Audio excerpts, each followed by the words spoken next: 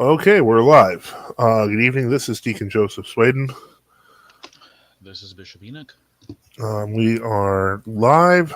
We're going to be talking about a pretty interesting book that recently we've been looking at, and also we're going to be talking about a response to it, which I had read, because apparently it's a book that I think is frankly long in coming.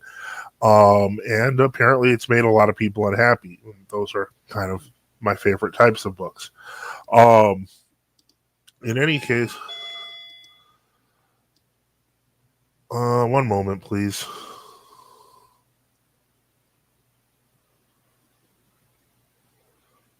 Hold on.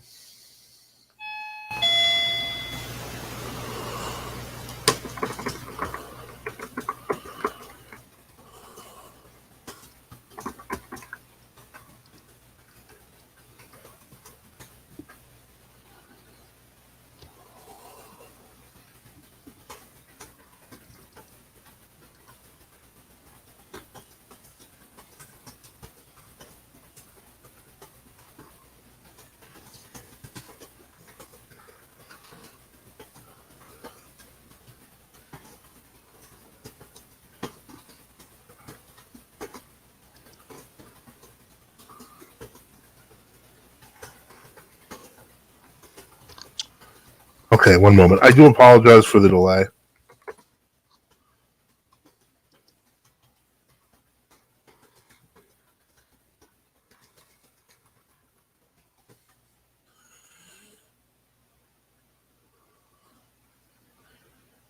Okay. All right. So sorry about that delay.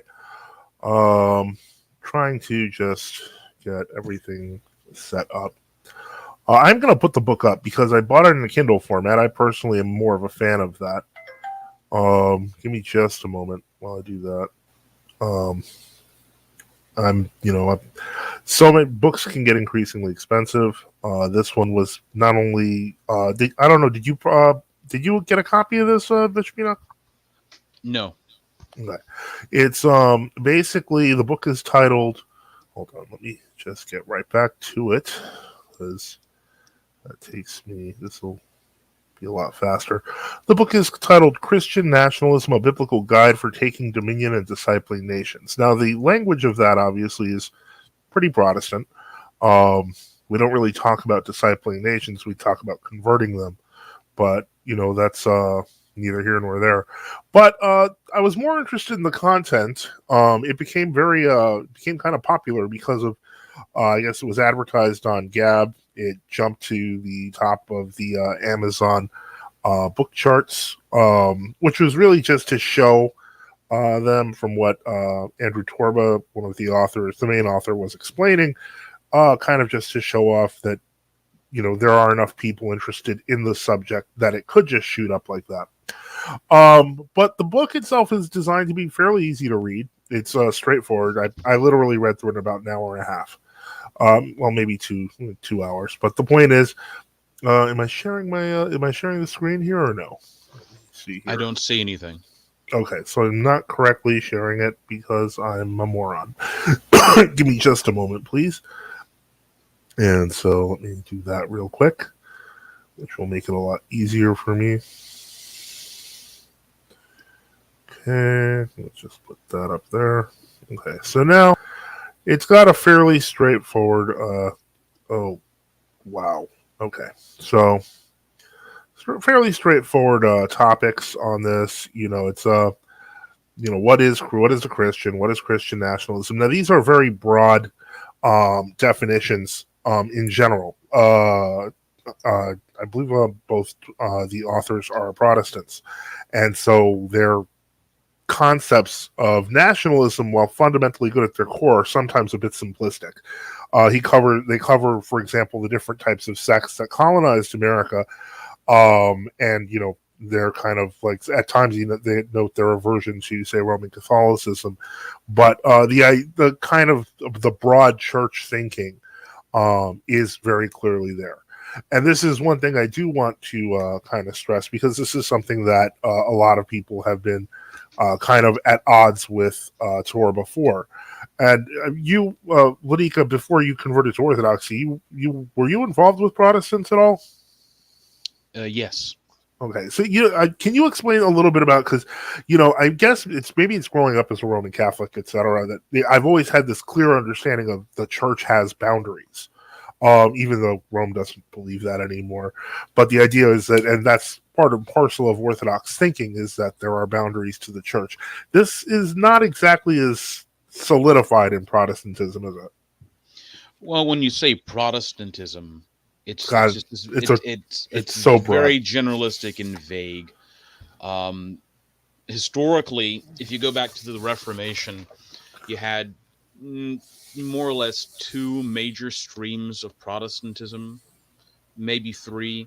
One was sort of continental Lutheranism, and the other was the Reformed traditions, like from Calvin, and I guess you could maybe throw Zwingli in there. But that all began to gradually break down in the 17th and 18th and 19th century and such. So you had Methodists, and you had pietistic Lutherans, you had confessional Lutherans, you had Baptists. The Anglicans always kind of hovered between sort of maybe being sort of like Calvinists, quasi-Lutherans, and, crypto quasi-Roman Catholic at some point. So I don't know what I'm not sure what you want me to say exactly. I mean, by the time you get to the 19th and 20th century, I think 19th century America, if they're kind of talking about like that during the great heyday of American Protestantism, I guess. Yeah. Mm-hmm. I think it was basically, Presbyterians, Methodists, and, Baptists. And yeah, and they generally regarded the other as part. And the problem is that they would regard the other as part of the church because they had a very latitudinarian, a very low standard of what made a Christian. Exactly, and then the problem is that once you have the second, and then the first and then the second Great Awakening, it becomes even a lower standard. So that as long as someone claims they have said the sinner's prayer or something like that, right, it becomes a very simple standard. Believe and you're good, and it's so on and so forth. But the reason I bring this up is because a lot of people got on Torben's case because they accused him of ecumenism. Now, I don't know if that's ecumenism proper. Yeah, it is, but is it doctrinaire Protestantism? Protestantism. Well, latitudinarian Protestantism is ecumenism. It's not like trans-religious, like the pagans and Jews and Islam are all part of one. It's not like syncretism in that. It's not trans-religious syncretism, so it's not as like. I don't want to say. Bad. I think it's just as it's still bad. Yeah. Yeah, it's just it is ecumenism. The problem is that the American religious idea when the founding of the country was sort of generic conservative Protestantism under Presbyterians, and the Episcopal Church basically disintegrated after the Revolution, and you had some Methodists and a few others, and then at the top were sort of like a lot of Masons who knew they couldn't say too much about things because people did not like Masonry when they knew what it was about. So I from what I little understand from looking at posts on Gab and what people have said, I haven't read the book, so I can't say about everything. Yeah, I think there probably are going to be interpretive problems from an Orthodox perspective about quote unquote Christian nationalism, because remember, there are like they talk. I'm assuming they talk about bringing back like mandatory prayer in school. I don't know if they're having mandatory or it's going to be voluntary prayer in school, because remember, this was actually an issue with the Orthodox in Alaska. People don't remember this, that when the federal government founded, and this, people don't know this, when the federal government sort of and the state governments together founded in Alaska public schools, and they sort of made like Orthodox children who were basically the native population go to these schools, there was a lot of controversy because they were trying to make the Orthodox engage in like joint prayers with Protestants, and that's not, and that was a major sticking point, and they tried to use sort of Presbyterianism and various other Protestantism to use the public government to kind of enforce that. I can see there being problems, especially the fact that if you don't believe in one true church, and you just believe it's a plethora of organizations everyone who and believes in groups. Jesus. Well, no, Yeah. and in that, I certainly don't want to. I mean, you're absolutely right on Alaska, and there's a long history there with the Remember that U.S. was why government trying to actively. people also forget that was like why even the Roman Catholic Church up into the 20th century, up into I guess the 1920s or 30s or something, really forbade its members to go to public school, and you could actually get excommunicated in some instances Yeah, back because then they had Orthodox schools as well. yeah, I mean, and because part of the problem was that public schools were being used back in the. I mean, this is a generic criticism of public schools. Obviously, public schools were being used in the 19th century to kind of inculcate, Protestant religious thought, and it was objected to by Roman Catholics and others and such. So now I don't know if I don't know what since you've read the book, do they ever go into the idea of what they want to do with the public schools or what their whole thought on that It's is? interesting that you say that because the answer is no. Mhm. The one thing that is I found refreshing about the book is that while it basically the idea is this is, and I'm gonna oversimplify it, but the basic idea of the book, it focuses on a few different topics, but the main one is that people who claim to be Christian must put Christ first, even in their politics. So the biggest thing that it talks about politically is probably the reaction to Roe v. Wade. Goes into woke pastors who are actually condemning it, condemning Well, if you look at the this actually section you have on the screen, it on the talks about screen. Mhm. talks about federalism. Right. All right, and it even says Christian nationalism, as it's defining, it may look different from state to state according to Yeah. these Mhm. people. So Right. theoretically, I mean, it's probably not going to happen for a long time. But if let's say, like all of Rhode Island was converted to Orthodoxy, that's not going to happen. I hope Why it. Rhode Island? Yeah, I don't know. I can't It's see a that. small state, I guess. It's what's the I think smallest? Pennsylvania is a better candidate. Okay, We let's have say more Orthodox churches. Pennsylvania. Yeah, You know, as many Orthodox churches as Alaska. So, yeah. So anyway, but the point is that, and they go through this, like you can see on this page, it literally talks about each state and its foundation, and who founded it. So that part is now they understood. are correct here about. I mean, this is something people forget, and I can see they're bringing it up that state churches was in fact, and even though they disestablished in the early to mid 19th century, like a lot of the actual denominational churches from different states, they didn't mean they disestablished Protestant or well, for example, like in North Carolina, that's where I'm from. Up into the post Reconstruction Constitution, which was adopted, kind of forced from the state in 1868, up into that period, you had to actually profess before taking office in the state. You believed in the divine inspiration of the Old and New Testaments, the Trinity, like the resurrection. I mean, there were like these very like almost like Apostles' Creed type Yeah, you beliefs. actually, fun And fact, in now what had Pennsylvania, happened was that prior to the United States, like the 1790s, that comes from the old colonial charter. All right. right. We had to also acknowledge, like, to be a member of the Anglican Church and all this other stuff, and you couldn't believe in transubstantiation, but they sort of got rid of that stuff, and they just sort of said, oh, you got to believe in these sort of what they consider to be generic, Christian principles.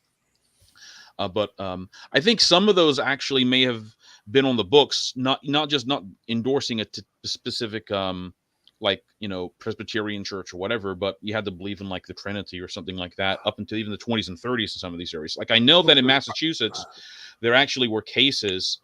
Like Massachusetts was founded by Puritans, all right? Yeah. But by the 1930s, it was largely Roman Catholic, and there were these atheists in the 30s or 40s that were printing these books, pamphlets attacking the virgin birth and like scandalous things about the Christ and such. And like the Massachusetts officials actually used like old laws from the 1800s to like prosecute them, and they were overthrown by the Supreme Court like in the 1940s. So you could say publish whatever blasphemy you wanted. Now they didn't enforce those laws unless it was like a big public scandal most of the time. But if you were going from house to house, publishing like quasi pornographic material attacking Our Lady, basically the Jewish thing about she was a prostitute and that this sort of stuff. Right. Atheists like unless you were doing those things, they didn't enforce those laws. But once the Supreme Court sort of overrules, basic decency standards, that's a larger question. Yeah. But okay. Now, as a side note, I was going to say, I believe they struck down the morality rule for politicians that they had to be Christians in Pennsylvania, like 1970. All right, now I'm not So, sure about this part. North Carolina's state religion was Anglican from 1663 to 1875. That might be better to say 1775. I don't think it was Anglicanism was the official religion until South Carolina state religion was Anglican to 1860. That's not true. I'd have to I think look at the I can numbers. guarantee you that those are not, maybe into like 1778 or 1775. I think there's a typo going on to some there. Yeah. Right. Well, now here's what this is. I think you could say is really kind of what the standard of the book is in yellow. I love the fact that the Kindle thing allows you to mark them off. But basically, the idea, I don't like the term ecumenical in nature, etc. But I think the basic idea of trying to promote Christianity in state governments is a good thing.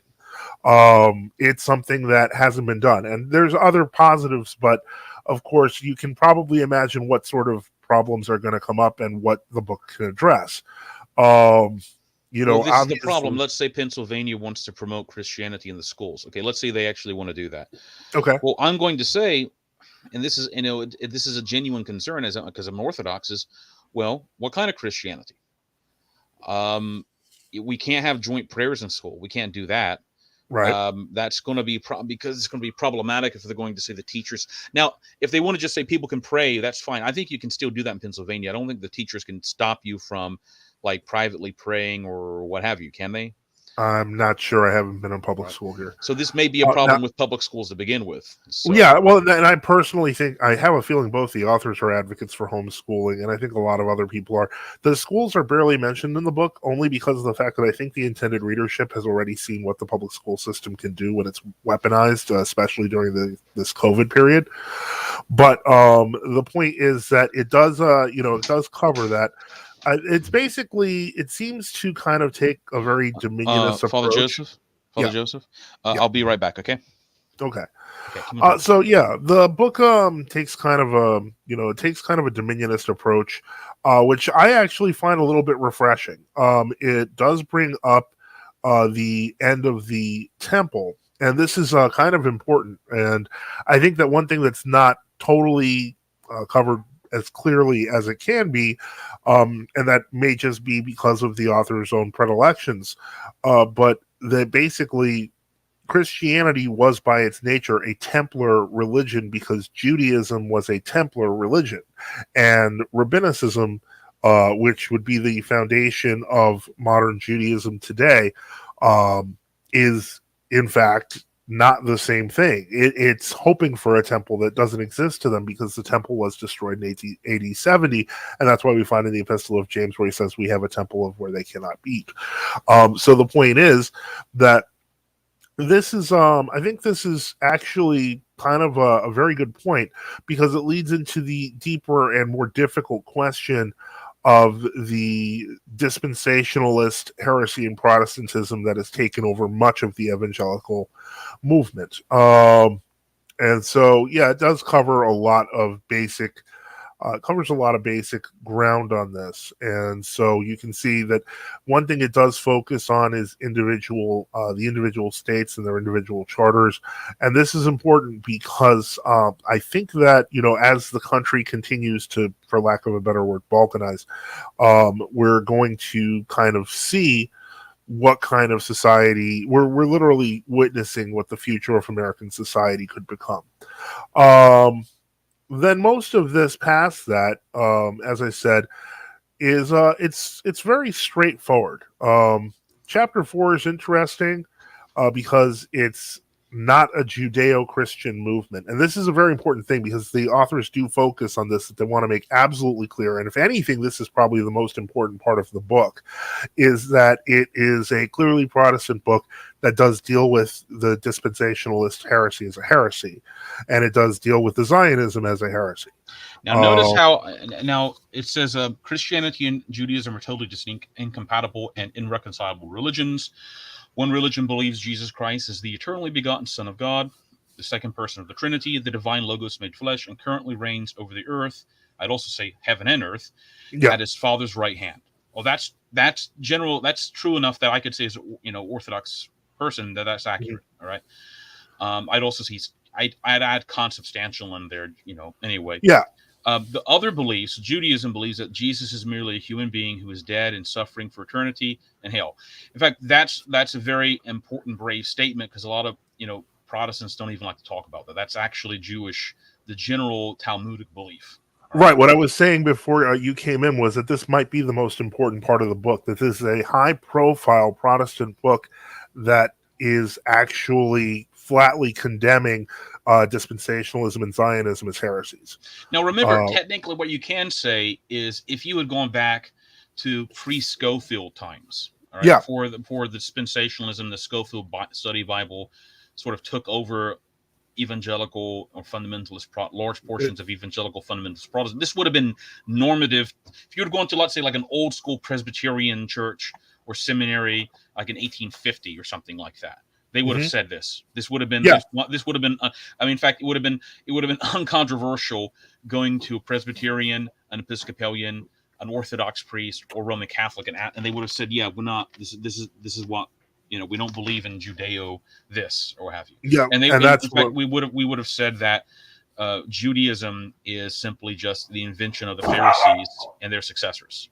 So it's not the Old Testament religion. Everybody would have just rejected the idea that Judaism is the real Old Testament religion, and that Christianity, or as they understood it in their particular group, is the continuation of the Old Testament, just in the New Testament period. Well, yeah, they cover that on this page that I've put up on the screen, and this is where I think you might see a little bit of the influence of, I think Rush V was helping with this. So they mentioned the Council of Nicaea, but also talk about, basically the concept of the church being the succession of, the people of the Old Testament. And so this is, I think, one of the most important chapters that we can really look at. That it's actually quite straightforward. They're probably influenced by some other like there's a Roman Catholic writer named E. Michael Jones. I know that he's influenced by there are various figures. I'm not super active on Gab, I guess, but I do look at like the home and the explore page, and you do see things from Torba and others connected to them that they understand some of this, Yeah. The problem, of course, is if and I think this is, like they said, it's an ecumenical, movement. They're trying to have this like broad, all the Trinitarian groups, I guess, is really what. I don't know if they cover Mormons or something like that in this. No. I think they're pretty clear that they are using. I want to say that probably Torba, and I believe it's Andrew Eisker's, his pastor or whoever is right, helped him with that. I think they're using small O orthodoxy in that sort of, this is kind of what everyone sort of believes. C.S. Lewis's Mere Christianity is what they're trying to promote. Yeah, and of course there are problems. That's heretical. I'm not. Yeah, going to say it's worth noting. Not the belief in the Son of God being consubstantial and eternal, but the view that there isn't a visible Church of God on earth that is uniform. There's a minimalist Christianity, generic. Yes, exactly. And that's a result, I think, of the fact that they're not Orthodox, they're not traditional Roman Catholic or something like that. They're not confessional Lutheranism, because even technically, some of the more strict confessional fundamental Lutherans would say, like, oh, they're the Church of God on earth, or the same thing, but maybe some independent Baptists or something. Mm-hmm. So they're more, from what I can understand, they're more appealing to sort of, generic conservative evangelical Protestantism with sort of a kind of a friendly outreach to others. Kind of like they're not dispensationalist. Basically. No, yeah, that's what it comes down to. And so that it basically goes through how the Jews need to repent, etc., and so on and so forth. So that's actually pretty good. And the last thing, the major theme that it has, is the concept of theology of victory. And what it's referring to in this is basically that until dispensationalism created the roots for modern Zionism, which led to a sort of apocalyptic view in the world, that Christians should not be retreating, but should be more active in the public sphere, and harder than that. And so that I can't say that that's wrong. I mean, the book advocates things like, fasting and staying away from, pop culture and so on and so forth, and raising a proper family. And so that's very basic stuff. Yes. The one thing I can say from what I have seen Andrew Torba on, like the Gab, I follow him, and I'm sure millions of other people do too. But on the Explore page or the homepage is, he doesn't seem to accept. He seems to be more or less close to accepting full preterism in his eschatology, because he says things. If everything's going to collapse because of the end times, why even do anything? I know he had now. Maybe he's changed his mind. So he does seem to accept the notion that there's going to be this gradual. Complete logical dominionism is connected to preterism, which is the view that you find among some Calvinists and maybe some others, I guess, that eventually the whole world will be converted to what they like Christianity, or like true Christianity, or whatever. This is when it gets vague, obviously. Yeah. That at the conclusion of that, then Christ himself will return. All right, and that most of the prophecies about the Antichrist and the end times, they've already actually happened in the first century. They either happened in 70 AD or by the 90s or something like that. Well, I don't think that he... Yeah, no, I think he does accept. I think that is his view. I've seen some posts. I'd be surprised. I've never... He doesn't espouse any preterism in this book. Well, he may not. That's fine. But I think Isker may be a preterist. From what I understand, I have read some things. Needless to say, that's quite contrary to the biblical patristic tradition on the matter. Yeah, right? Now he's correct. There is no rapture, and the Left Behind stuff is absurd. It's heretical. And of course, I recently made a post. Not that it's like a big deal, that there were attempts to kind of create Greek preterism in the 19th century in the Orthodox Church. And most famously by Apostolos Makrakis, or at least his disciples, who claimed he was like the angel of Revelation 14:6, which, aside from Ellen G. White, I don't know who else claimed to be that. But that was largely defeated, I believe. And in fact, I don't think in any true Orthodox Church preterism, as far as I understand, is never accepted. It's not really accepted. Yeah. But there are, but basically, the people still promoting Makrakis in the New Calendar Church would sort of, embrace that view. And I only saying this is because I think the view of full preterism is actually just as dangerous. People may not like to hear this as dispensationalism, because if the dispensationalist view, where you have the rapture, well, people are going to be like, well, we're going to be raptured out of here, so why care? Okay. But then again, if you have the preterist view, and that's also going to be dangerous, because people are going to be looking for a rapture that's not going to happen. All right. And so when the Antichrist shows up and he's like pro-Israel, all right, and pro-Jewish and what have you, and they accept him as a Messiah, a lot of these figures, unless they have some sort of common sense left over, are going to accept the Antichrist, because they're going to think he's not the Antichrist. All right.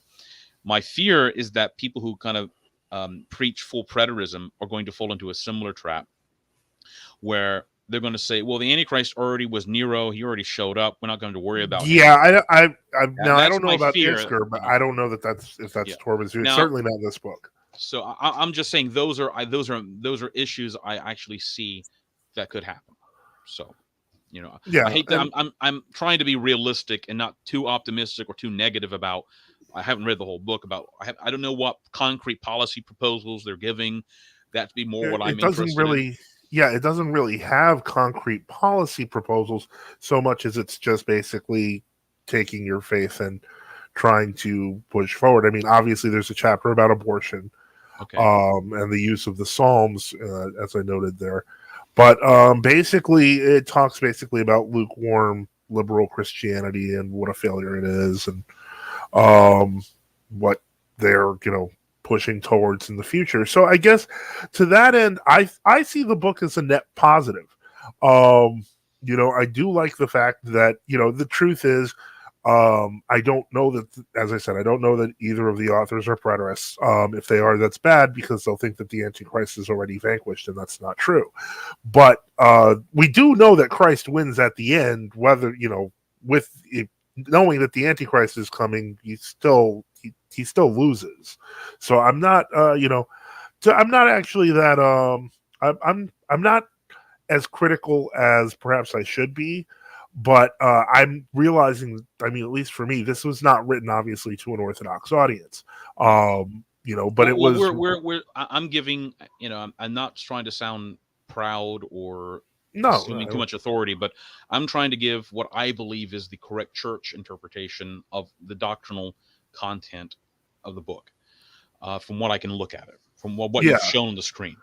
Um, and, I think you have to be realistic. There are times in history in which, Orthodox Christians, the church, through its mechanism of the rulers and kings and things, have, I mean, you know, we weren't like, for example, there were Orthodox people in England even in the 1700s. I mean, they're mostly Greek merchants and things like that, and other people, but we weren't saying overturn the laws against blasphemy and things like that. We didn't like Protestantism in England, all right, because it wasn't the true religion, but we weren't working to overturn those laws that in England that were, if you know what I mean, acceptable to us.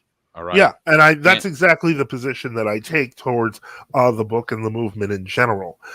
Insofar that it doesn't conflict with orthodoxy, I think it's a net positive. But getting people out of dispensationalism, getting people to realize that Christianity is not basically just a front for Zionism and their leaders, etc., I think is a commendable gesture. It's just, is it an orthodox book? Absolutely not. And I'm not going to pretend it is. But it was brought up to me because I did mention I really did enjoy the book. It's very straightforward. It kind of throws away the concepts that we see in things like the 1619 Project, where we're talking about basically how America is formed to make a bunch of slaves and have a lot of racial antagonism for hundreds of years. And this is one thing that it touches on very minorly. It does point out that Torba writes that anyone regardless of race or color who's a Christian is his brother.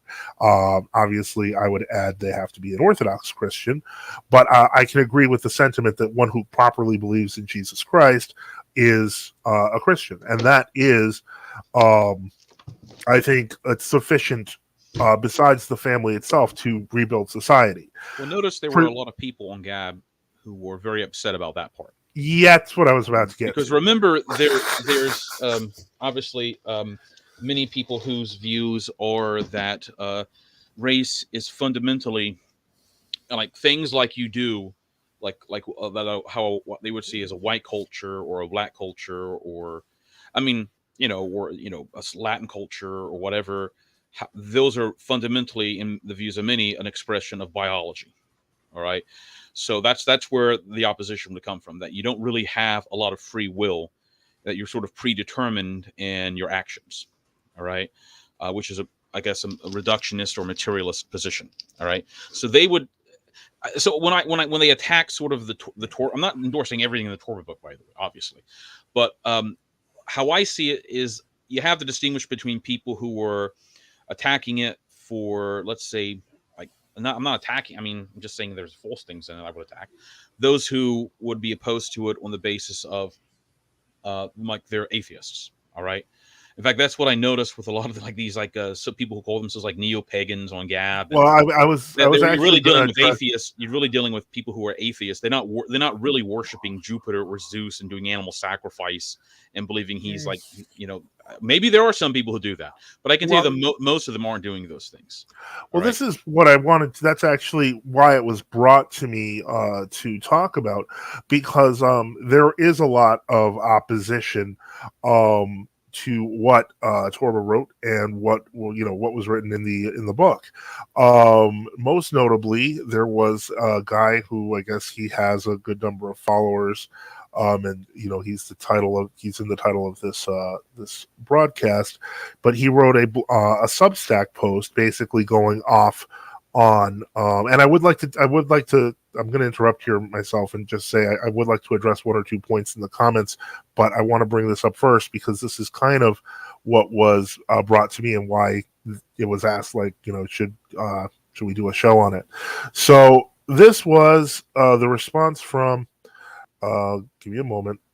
This was the response. I believe his name is Neema Parvini, who calls himself academic agent, and Is he an Italian? basically, no, he's I believe made with a name like Neema, Neema. I'm tempted to say he's possibly Indian, Okay. but I'm not sure. I mean, in any case, apparently, I guess he writes a lot of this dissident right stuff, and he's as you can clearly see from what I've put up here, it's basically he kind of summarizes it in a way that's first off not exactly how shall I put this, honest in his presentation.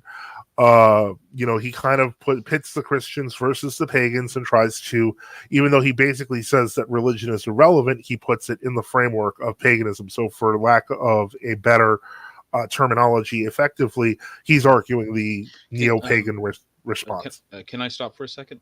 Sure. Can you stop? Can we address Eric Thomas's the questions he has in the chat? I mean, we could. I was going to address. I would just want to address that one question. What it says when believers willingly forego, because I have an answer. Sure. To that. Yeah, and that's fine. That's fine, and we'll discuss that. So I'll put that up on the screen. When Eric pointed out, when believers willingly forgo, quote, broader Christianity in favor of their specific doctrinal dispositions, they lay the foundation of a consistent obstruction to a Christian nation. Sadly, this very conversation is proof that if such a nation aspired to win, the book will never come to pass. Okay, so I think there is some truth to that you can't found that you're still essentially thinking in a you may not think it's Protestant, but that's still essentially a Protestant understanding. But what I would say is this: I don't oppose obviously I support the pro-life movement, right? And I support the movement to make marriage legally defined as between a man and a woman. I mean, that's the point, and against transgender and all this other stuff.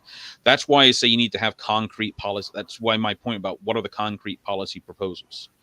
Because if you see what I'm trying to say. So if Orville wrote down like 10 concrete policy proposals about laws they want to go through, they want to pass, then it's very possible I might agree with all 10 of them, unless it's like, because he doesn't seem to be saying he wants to establish, one group as the official church in some area or something like that. Right. And he does it. He actually says the opposite of that. But more importantly, I think that this is what I would say is that to some degree that already existed before the 1940s. In most countries, they had multiple different Christian populations that were not constantly at war with each other, because that most of the, I guess you could say, most of the kind of violent sort of things died down not shortly after the Reformation. By the end of the 17th century, the wars of religion had ended. Basically. Yeah, so it was like basically outside of that, the idea of, okay, well, he's a heretic, so kill him, was something that was not very common unless somebody was opposed to public order. So yeah, no, I don't believe that that's not. I don't believe it's impossible. I believe it's not only possible, but it existed just a few decades ago.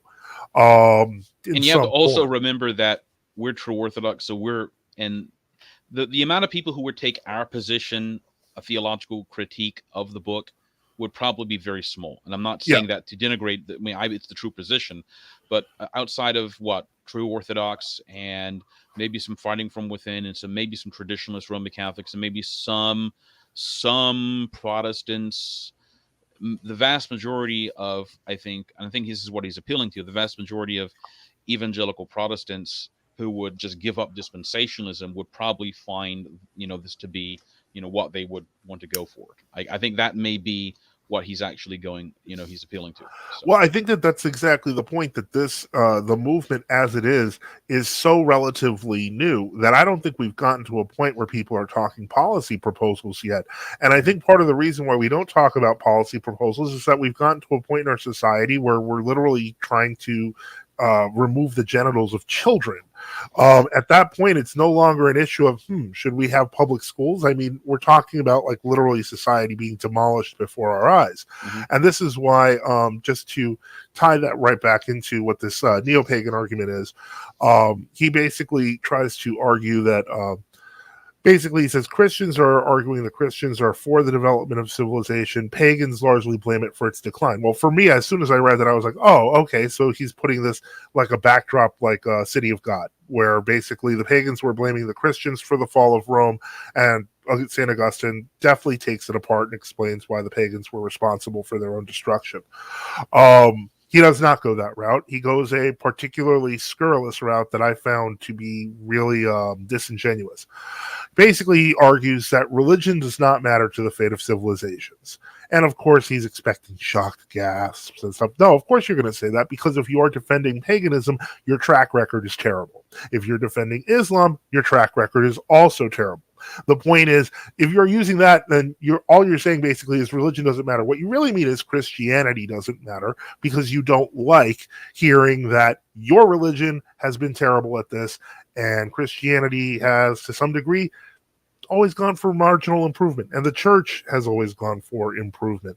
He argues basically that a lot of paleoconservatives argue that the decline of the U.S. and the West is broadly tied to the loss of its Christian faith. I would agree with that to some degree. Then he puts up this chart, and this actually really annoyed me a little bit. Because basically he points to this chart where he points out the number of Christians in the relative areas and percentages, and basically tries to argue, well, all these countries suck. So in the first place... Well, let's look at the chart for a second. Yeah. Okay. All right. So what exactly... I mean, first off, I'd like to actually ask this question. I don't know how he organizes this chart. Well, I don't know where it's from. It may be from, like, I don't know. But let's just go with it, okay? My question would be, what percentage of these people who call themselves Christians go to church every Sunday, study the Bible? Yeah. Okay. Actually are active in, their religious belief. Because oftentimes, I mean, I remember growing up, and if you'd asked anybody with the area I lived in rural North Carolina, like Carteret County, where a lot of people did go to church. But if you asked anybody, even if they didn't go to church or hadn't gone to church for 40 years, are you a Christian? They'd say yes. Even if they, had their, even if their, moral life was, and I'm not trying to be judgmental, but it was not great. If they were, it was terrible. All right. They'd still say that they're Methodist or they're Presbyterian or something like that. Yeah. Right?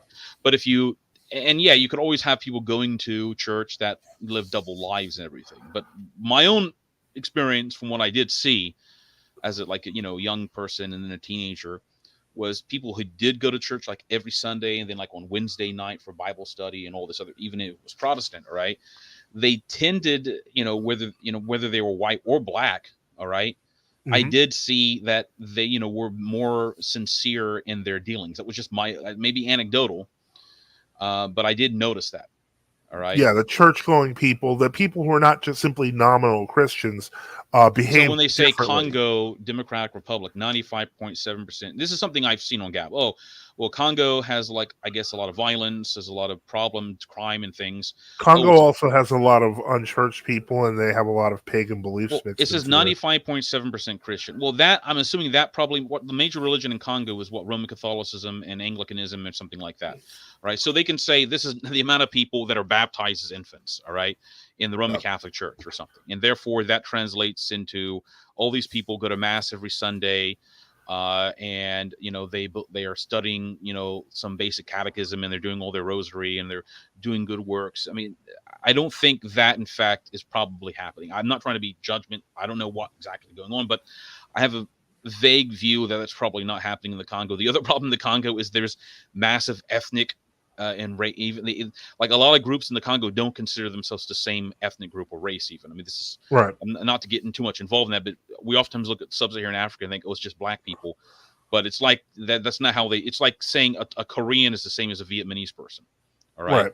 And not only do they have actually some physical appearance differences, or they don't speak the same language. They don't eat the same foods. They don't think the same ways. I mean, not necessarily because it's racial, but that's just how it is. Okay. So, when you talk about the Congo, how big is the Congo? It's like the size of Alaska or something like that. But it's occupied by 100 million people or 63 million people, I guess. Even more importantly, it's very hard to get good statistics on this. I'm looking at the Wikipedia. It's listed as 93%. And so I'm assuming Congo was, this is the other issue. All right. And because I do study medieval history. All right. And I have a recent book I got. and it was Abbot Regeno of Prum, who died around 915, in his book called Synodal Causes. Okay, Mhm. and it's basically a penitential book. It covers a lot of cases, the second half especially, about things people say in confession, like how do you penance things? All right, because oftentimes, and if you read these things that they were dealing with, like newly converted German people, and I know there are exaggerations about how primitive the Germans were, and not all Germans were running around even before Christianity, like living in naked and just with spears hunting pigs or whatever. Okay, I mean they didn't have stone buildings, but they sort of lived at in huts and things like that. All right, but you look at Regino of Prum in 920 or 915, or Egbert of Trier going up there or something like that, and they're still dealing with cases of people sacrifice, like you know being baptized, but then they're going and burying their baby underneath a tree to sacrifice to Thor or something like that. All right. And they're Yeah, and finding out about this, and they're having like, well, this is a public scandal. There's people saying this stuff in confession. People are sleeping with their mother. I mean, there was in fact insane things, and there's enough of this in other penitentials and in other writings to know this isn't just Saxons themselves who are missionary, who are priests saying this about other Saxons. There was some sort of lag time between the conversion, if you know what I mean, and behavior, there being a little bit of a reform in behavior. All yeah, right. and I would say that is one aspect of why, especially when we're talking about the Congo, we have very inaccurate numbers, particularly with converts to Islam. Many Pentecostal sects have been there have been There's no had leaders unified. arrested. Yeah, there's no unified religion in the Congo. This is my problem. They say Christianity or Protestantism in the Congo, which Christianity. Well, how many denominations are in the Congo? All right, like you say, Pentecostal groups. All right, Yeah, there's probably hundreds, several hundred at least. All right, they don't have a unified church structure. All right, no, I mean, even if they had, like, let's say, one the like Lutheran Church of the Congo, or the Presbyterians, or best would be for Orthodoxy. But let's say if they just had one unified religious structure, that would probably be a better influence than just having 150, 200 different groups, and there's no consistency. And there are these, and on top of that, massive ethnic and racial discord between the population. So this is, I uh, understand what people are trying to say, but there are problems now I see with the definitions here. well, this is where I mean he doesn't even go that route, but goes even more vitriolic, where he just starts with he starts with Mexico, of course, and we all know about the immigration problem. Even though those aren't all just Mexicans; they're people coming from all over Latin America and using Guatemala Mexico. mainly, right? Yeah, exactly. And so the point is, but what he fails to note is that most crime that occurs in Mexico occurs in the border states, and that outside of the border states, Mexico is not much different than here. It's just that where there's a demand for violence and drug trafficking, etc., that is where you see that. Now, So to that, my understanding also is Mexico wasn't that terrible in the 1950s. If you look at pictures of Mexico City, no, Mexico, yeah, no, it, really. Well, in the 1950s, there was the only real drug trade that was going on. Well, I think no, that was before the 1930s. Would have been prohibitionism. You don't really see this expanded drug trade in Mexico until the 1970s, and that's when things started to get bad, and that's when the war on drugs was proclaimed in the 80s, and so on and so forth. I So mean, really, it was a whole different world in the 1950s in so Mexico. It's a yeah. I mean, the other problem is, I know it's always, I hate to be the actually guy. You know what I mean?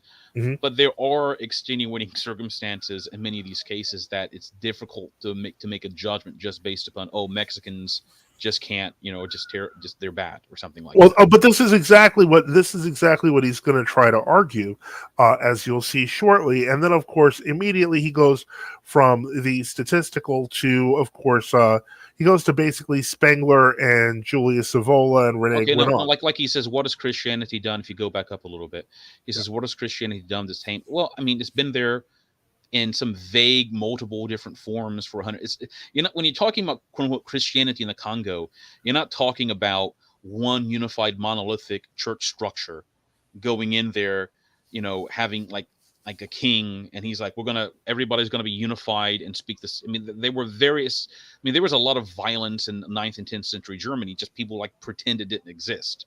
Yeah. All right, and all the confessional manuals talk about terrible things people were doing, and there wasn't a rational for a Saxon priest to just make up all these terrible things about what his like brother did or something like that, just because he's his brother said he's a Christian, and but then he falls back into like superstition and sacrifices some goats and or kills a stranger as a sacrifice to Thor or something like that. All right, so I mean, if people had gone into Germany in the 8th century and it had been like Monophysites, Nestorians, Gnostics, like whatever heretical group, and the church, and there was no ability to unify under like one identity, if you know what I mean. Yeah. I doubt Germany, it would have taken a long time for it to realize its any kind of potential. All right, so Yeah, I mean, the thing that gets me is that he goes from a bad use of statistics to basically a lot of the racialist philosophical traditions that underpin a lot of neo-paganism, which to me is all ridiculous imaginative speculating. There's like no real argument there. Basically just argues he goes through Vico's age of humans succeeding the age of gods and the age of heroes. Like any of that would matter imagine if you tried to say that statistically religion is a non-factor in the collapse of civilizations, and then you start talking about the age of gods and the age of heroes. Well, certainly, I guess, like if you're a comic book fan, that makes sense, but I don't think it makes sense if you're a statistician or a Christian. The concepts he's arguing here, he's trying to make them sound better, and he really focuses on Evola with the different castes of the warrior, as he puts it, the feminized priests and the merchant class and the slave class. But why is any of that acceptable, or why is any of that a good argument? And certainly, I love this that it points out he starts talking about the Ghibelline dynasty, which was the last group of people who were defending the emperor, the Holy Roman Emperor, against the Pope. But he puts it in a way that had any of those emperors actually heard him speak, they would have slapped him. They didn't see the priestly caste as lunar and feminized. They didn't, the point is, it just gets more and more ridiculous. And it's just like why a lot of these, I hate to say it, but a lot of these philosophical racial theorists always sound like they just want to believe the most ridiculous thing they can find and become great, defenders of it. Well, I would also might, if you go up a little bit more so I can see that about the Hohen. Mm-hmm. Okay. It says Evola saw the Ghibelline dynasty of Hohenstaufen emperors 1152 to 1271 as the Germanic champions of primordial sacral regality, a renewed Holy Roman Empire once the So I think what I don't think I've read any more than maybe like 1 or 2 articles of Evola my whole life. So I'm not an expert in Evola. Okay. I know he's like an Italian fascist who later didn't like fascism or whatever. Anyway, he was also a pagan. Yeah, okay. So he was into all that stuff. Okay. Probably in like theosophy type stuff, I'm assuming. No, it was worse. Like he was into like all the weird sex things. Okay. All right. Well, okay. Just so people understand, I do know a little bit about the investiture controversy, so-called controversy. And how you had the, and this is talking about, this gets into the area of, sacred regality. Okay. When they talk about in the 11th or even into the 12th century, which he's mentioning it, conflicts between the so-called, they didn't call it the Holy Roman Emperor, by the way. That's like 15th century, 16th century. That's like Cardinal Cajetan or something like that terminology. They just called him the Emperor, the Western Emperor, which is how they thought of him. All right. Yeah. You can just call him the German Emperor is what he really was. But okay. So it wasn't like the German Emperor versus the clergy. That's made up. All right. It was sort of the Paleo Western Party, okay, or Imperial Party, which versus the Ultramontane Party. All right. And both parties had kings and both parties had clergy nearly equal amounts, you might even say. Maybe it was even half and half. Maybe there were more in the Paleo Party. So when the emperor just came up with an idea that he doesn't agree with the Pope, it wasn't like him coming up with this idea and then yes men just saying it. I mean, that could happen, like in any case, all right? But he actually had family members who were like archbishops, just like I think what some of the popes even in the 11th century were related to kings or whatever. He wasn't like down with the feminine priesthood.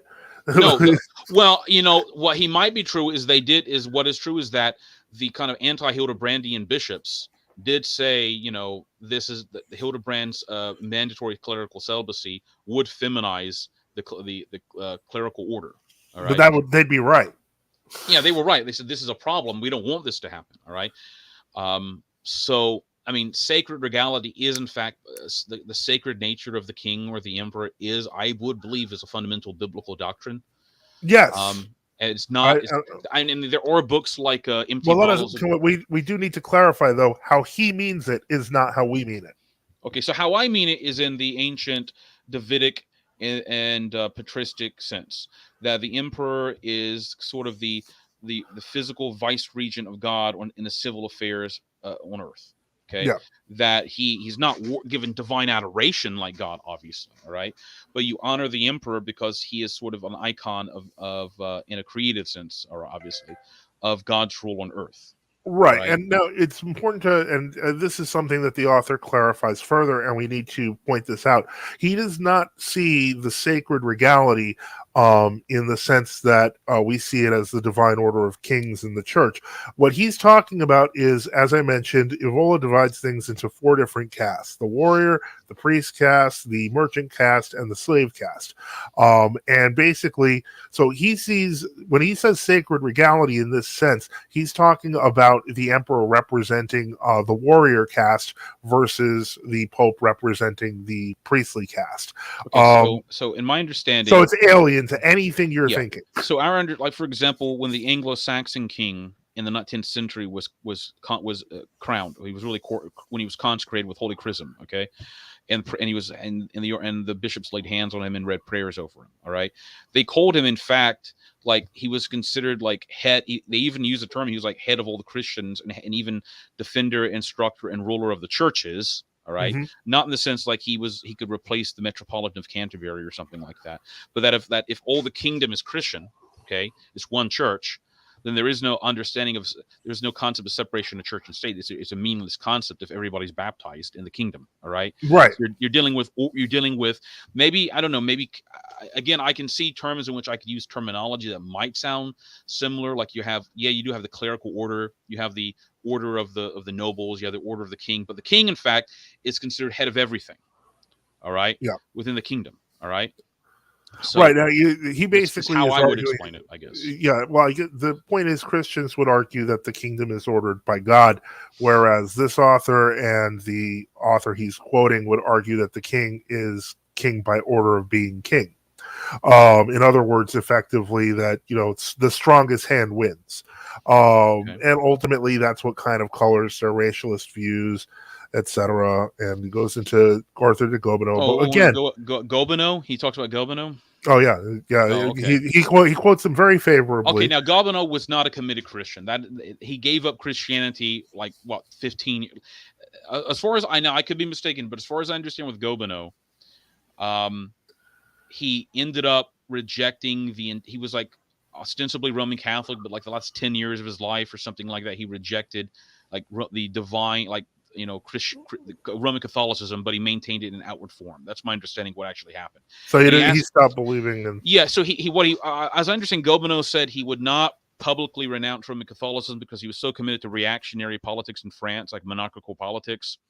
And he was so much against republicanism, and it has been part of his family history and things like that. He was sort of one of these people who would like identify with this, Roman Catholic Church, whatever, not because they believed in anything about it by this time. I think Gobineau sort of adopted like perennialism. All right, if you know what I mean, like it was like, right. Which is technically like Masonry is a form of that, even though he wasn't involved in secret societies, as I understand. All right, and that he wanted a Roman Catholic funeral, even though he didn't believe in like the incarnation anymore and things like that. He had this like, there's some kind of divine mystery and manifested in various different Apparently ways. He's recognized by the Baha'i for getting one of their manuscripts. Okay, but my point is, I unless that's my understanding was Gobineau himself, like the last year of his life, did not accept. Now he may have accepted Roman Catholicism when he wrote whatever the inequality of the human race is. Okay, and though I know from my understanding, de Tocqueville did criticize him about that. There was some vague recollection about that, and I don't. That's all I can say. Yeah. All right. And so, in any case, so that basically what he tries to argue here, or citing de Gobineau, is that effectively Christianity does not really transform nations at all. I cannot imagine anything more wrong than this concept.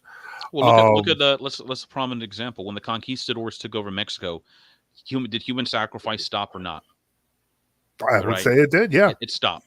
Yeah. And the conquistadors didn't want people sacrificing people to, the Aztec deities because they thought it was wicked and evil, and that was what was Roman Catholic, or even obviously Orthodox who teach the same I thing. think most Yeah, everybody Christians would can say agree that that was wrong human and evil. sacrifice is evil. Exactly. Yeah. All right. Even like kind of the classical Roman pagans and Greeks had rejected human sacrifice. Yeah. And they considered the Druids and the Gauls who did it to be wicked and this is stupid and evil. Okay, all right. Although the Romans did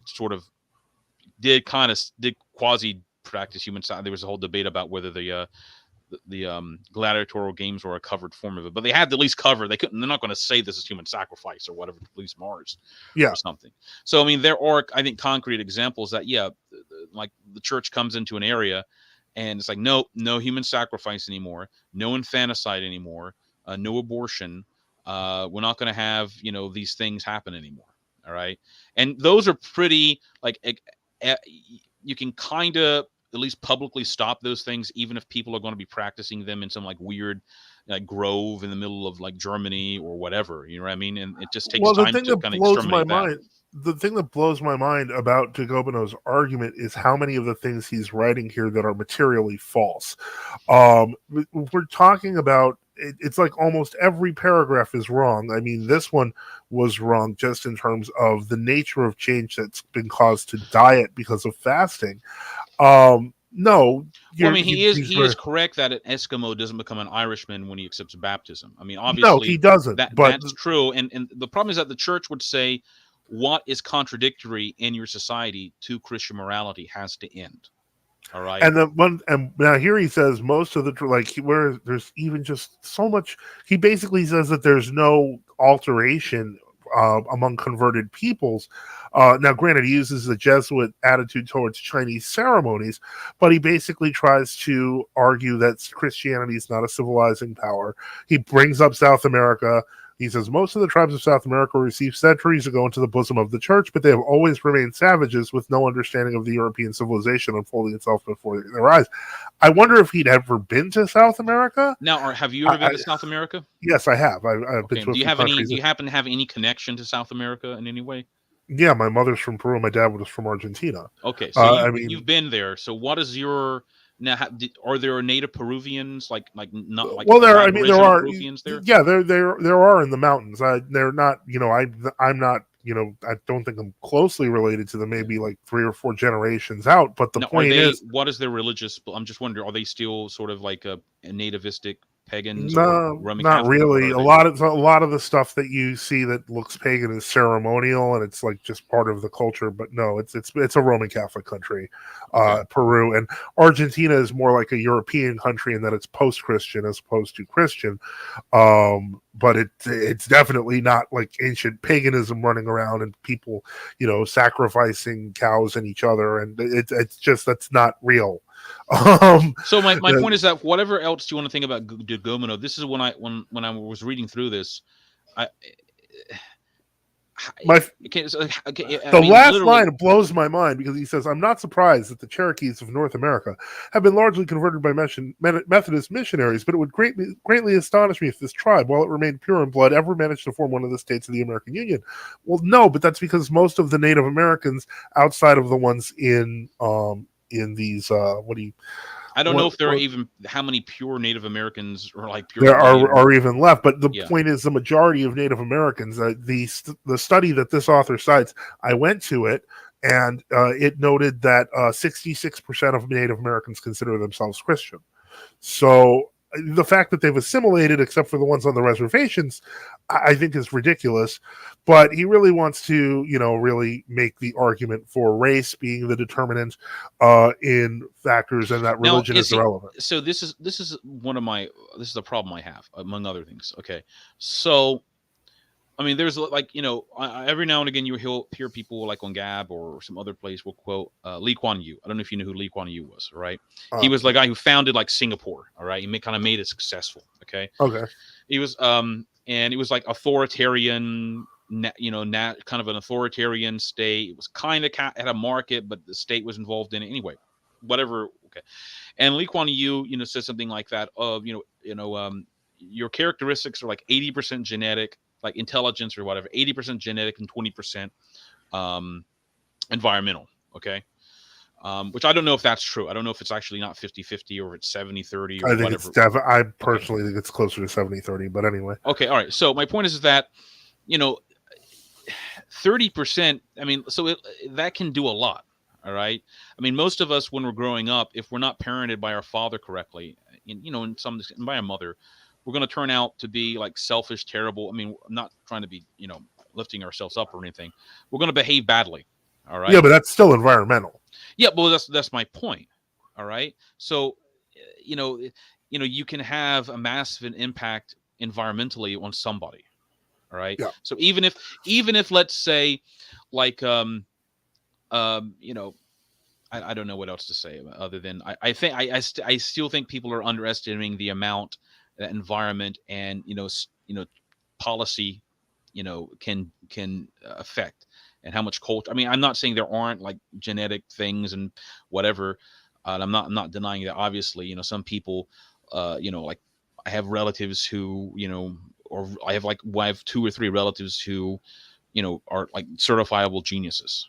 All right, they're extremely like I'd say, they like understand like differential equations and they can do all kinds of things like that. All right. Mhm. Then there are people like me and I'm like middling. Okay. And then there are other relatives I have who, they just never, maybe they could have intelligence, but they just never cared about applying it. All right. Mhm. So I don't know. I could be anecdotally analyzing things and you can, contradict that and what have you. But I just, on the face of it, think that it's wrong to say that when like Roman Catholicism or Protestantism, whatever, Orthodox in the case of like Central Asia, when the Russian Tsars began to conquer those areas, that it had no effect on the population, Yeah, and it that's didn't. crazy. And, yeah, it's not. It's contrary to history. The human sacrifices that happened up in Uppsala were stopped in the 11th by the end of the 11th century. Uh, um, things like even in during the Byzantine Empire, by the time of Justinian, the society had changed to the point where it used to be the husband could commit adultery and he not get punished. Okay. Yeah. And there may have been local kings and others that didn't like that, and the church, the clergy would punish people. But Justinian's view was that no, this is you have if we're going to exonerate the husband legally, then it's going to also lead to more adultery. So now, and so he said, look, the husband is also legally, not just morally culpable as well. All right. And, you can see that did have an effect on like European society. All right. Yeah. This doesn't mean people, men and women, weren't still committing adultery and other sins and such like that. But when it becomes, legally punished and culturally understood to be wrong, I do think that has an effect on the society. All right. Well, and then It's not another just thing. coloring or an external feature alone. Yeah, and I would say that I would double down on religion mattering on the issue, especially in the case of Africa, and in the case of the Middle East, because what we have to deal with historically is that these areas, when they were being evangelized, were suddenly attacked by Islam. And so that Islam is still a very powerful force in Africa, even not nearly as it is in the Middle East. But the point is that in some ways, the savagery of paganism came back in a different form through Islam. And Well, so, also remember, and not to say, I mean, obviously, want to be historically accurate. yeah, I mean, obviously, Islam is a false religion, but I mean, when Islam took over, it also banned child sacrifice and infanticide in Saudi Arabia, which they were like the Arab pagans were doing. Okay. So we can, obviously Islam is a false religion and it conquered by the sword, but to say Islam itself didn't change how people behave culturally. And it was all just, oh, they're going to behave that way anyway. Well, then why aren't, Arabs, and whatever groups, I mean, look, go to Saudi Arabia and read any account about what people have seen in Saudi Arabia. I mean, they do control the population, at least in the exterior form. All right. A Or reign of Iran. terror. Yeah. Yeah, it can be a reign of terror, but anyway, I'm not going to give too 1400 much. years of terror. But anyway, Yeah. I'm Oh no, I understand that, but my point is, it's certainly religion not. is still relevant, however. Yes, exactly. All right. So to pretend as if, oh well, the Islam invaded India and nothing really changed. Yeah, All right. it's That seems sort ridiculous. of absurd. And so this is kind of where he kind of basically tries desperately to make it once again about Well, race and okay, so culture. yeah, Turks are Turks, Arabs are Arabs, Iranians are Iranians. Okay, fine, all right, but a Gaguz Turk who is mostly have traditionally been Orthodox, are they're going to have, if they're devout, not just nominal, they're going to have a different worldview than a devout Sunni Muslim Turk.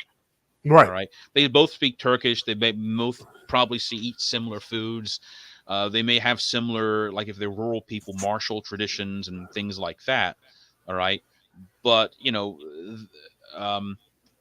like for example, what's an example? Okay, so you have like the Caucasian peoples, like in the mountains. All right, like the Mm-hmm. Chechens, I think, are Caucasian people. Okay, Mm-hmm. they're Muslims. They were Muslim. They were actually, I think, the Chechens are actually Orthodox something like the 17th century, and Islam conquered it or something like that. Right. All right, it was the Georgian church that converted them. Okay, the Georgians are also, I think, a Caucasian people. They Okay, are Caucasian people. okay.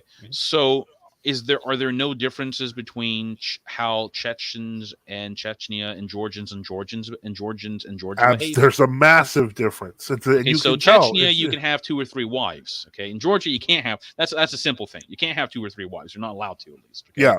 All right. Well, this is why I wrote like on the Gab a while back that the strongest argument I have against race based I guess arguments for society is Albania. Albania is, for all intents and purposes, ethnically white, but they are Muslim, and it is Well, a savage place. 75% of the population is Muslim. Yeah, but it's enough to make life horrible. And so the point is, it makes I can the tell difference. you and by the way, the Orthodox Albanian population is not just Greek. They are No, not there's just ethnic by the way, Albanians. they're not just transplanted Greeks. By the way, Albania actually used to be an Orthodox country.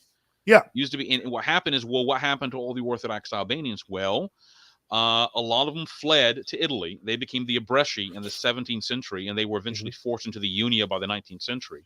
Okay, a lot of the other Albanians lived in diaspora in the Balkans, and they just assimilated into what Serbs or Croat, all those other groups. Okay, yep. and a large portion of the Greek population actually was originally Albanian. In fact, this is the joke that I heard from a priest who had gone to seminary in Thessalonica, that one of his professors said back in the 70s that the first stages of the Greek War of Independence could really be called the Albanian Civil War, because Albanian Muslims began to fight Albanian Orthodox.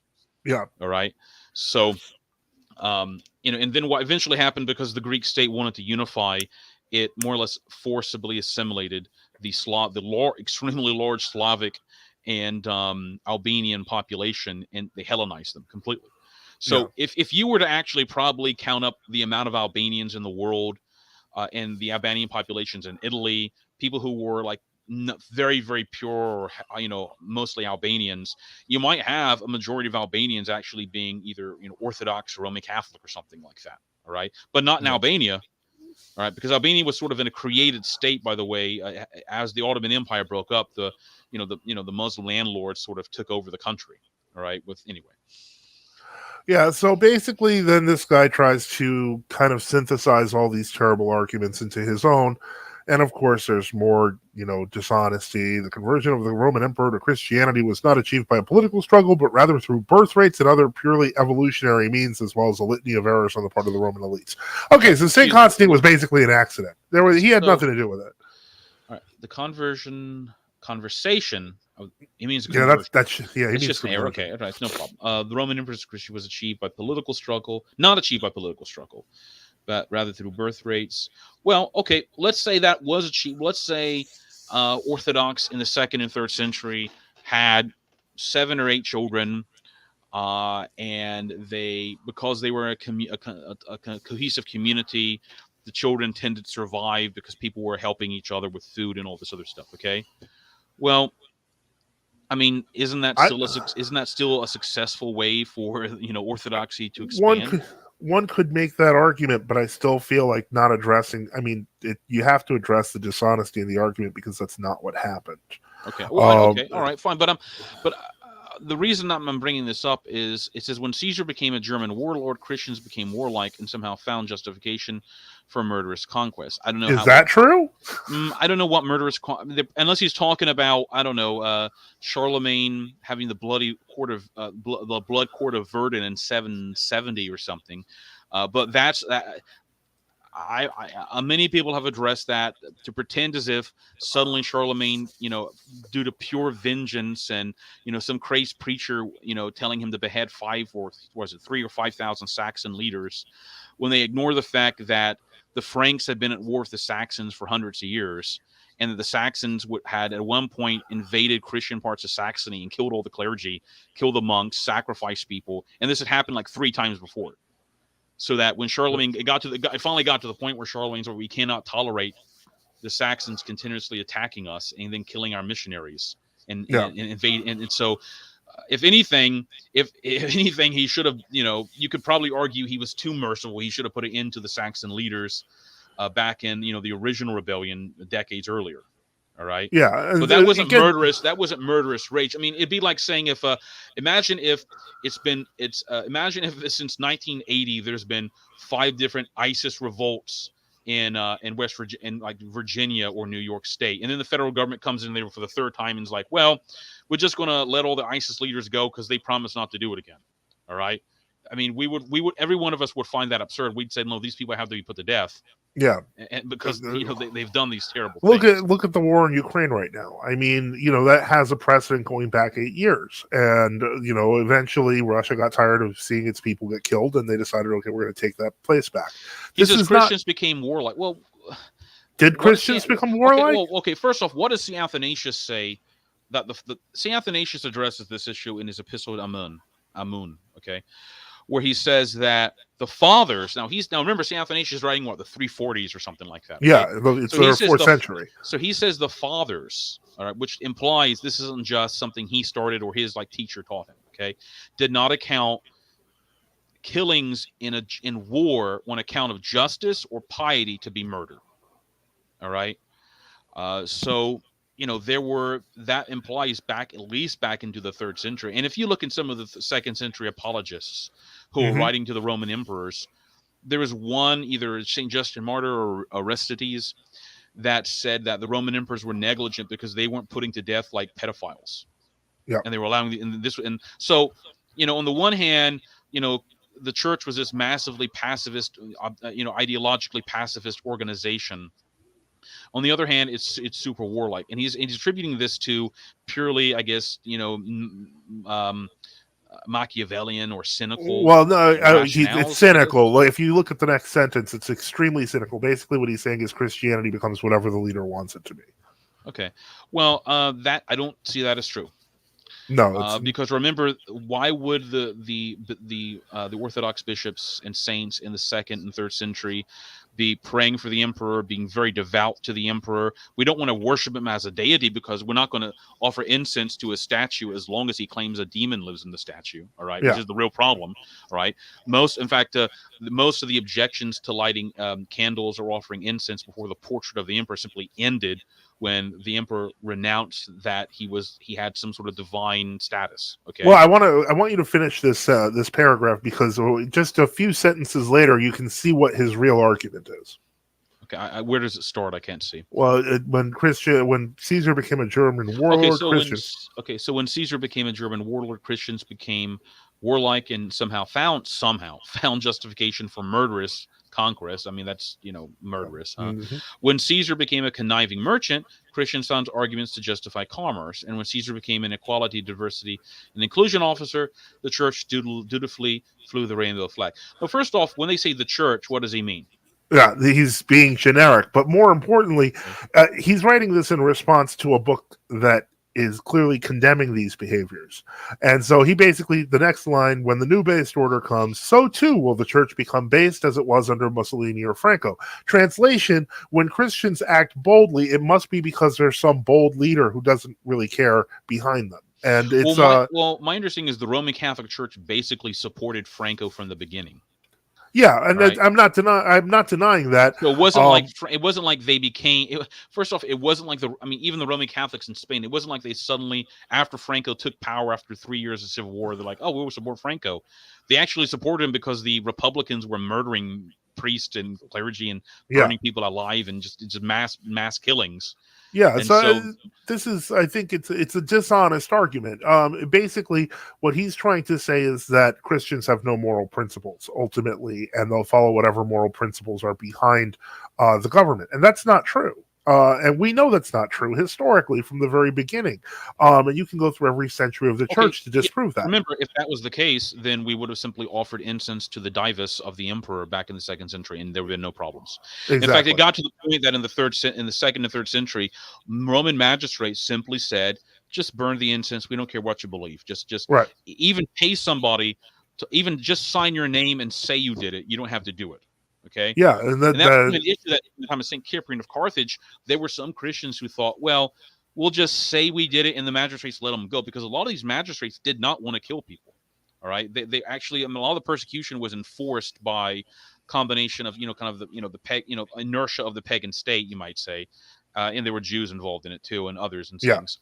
So magistrates would say, just say you did it and we'll let you go. And St. Cyprian of Carthage and others said, no, we're not going to even say that. All right. So why didn't they just all fall over backwards and do whatever the emperor said when they were being killed and burned at the stake? And magistrates were just trying to say, just say this, just do this. That's all we want you to do. Or just at least don't say you didn't do it. You know what I mean? Right. So if that had been the attitude of orthodoxy in the 2nd and 3rd century, it wouldn't have been. First, it wouldn't have been orthodoxy. It would have been not divine revelation.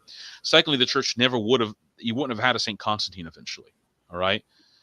Because if you're this weakling organization, you just give in to whatever your leader demands, you're not going to be a force to be reckoned with. If you know what I mean, just from power politics or sociological analysis or whatever. And this is assuming that Constantine did not genuinely convert to Christianity. Yeah, I think I think a lot of modern scholars will say that he, even ones who don't like Christianity, are going to be forced to say, yeah, he did believe this. Because the idea that this other idea that came out of 18th and 19th and early 20th century scholarship, that leaders just cynically believe religion. Like, oh, Henry VIII. I know people say this. I mean, I don't like Henry VIII or Anglicanism. We're like picking the real hard examples here. So, but Henry VIII, if you look at what people write about him, his person, he actually he didn't. It wasn't like he was some secret atheist. All right. Yeah. He actually believed that the reason he wasn't having any male heirs that were surviving, and from his wife Catherine, was because he had committed incest.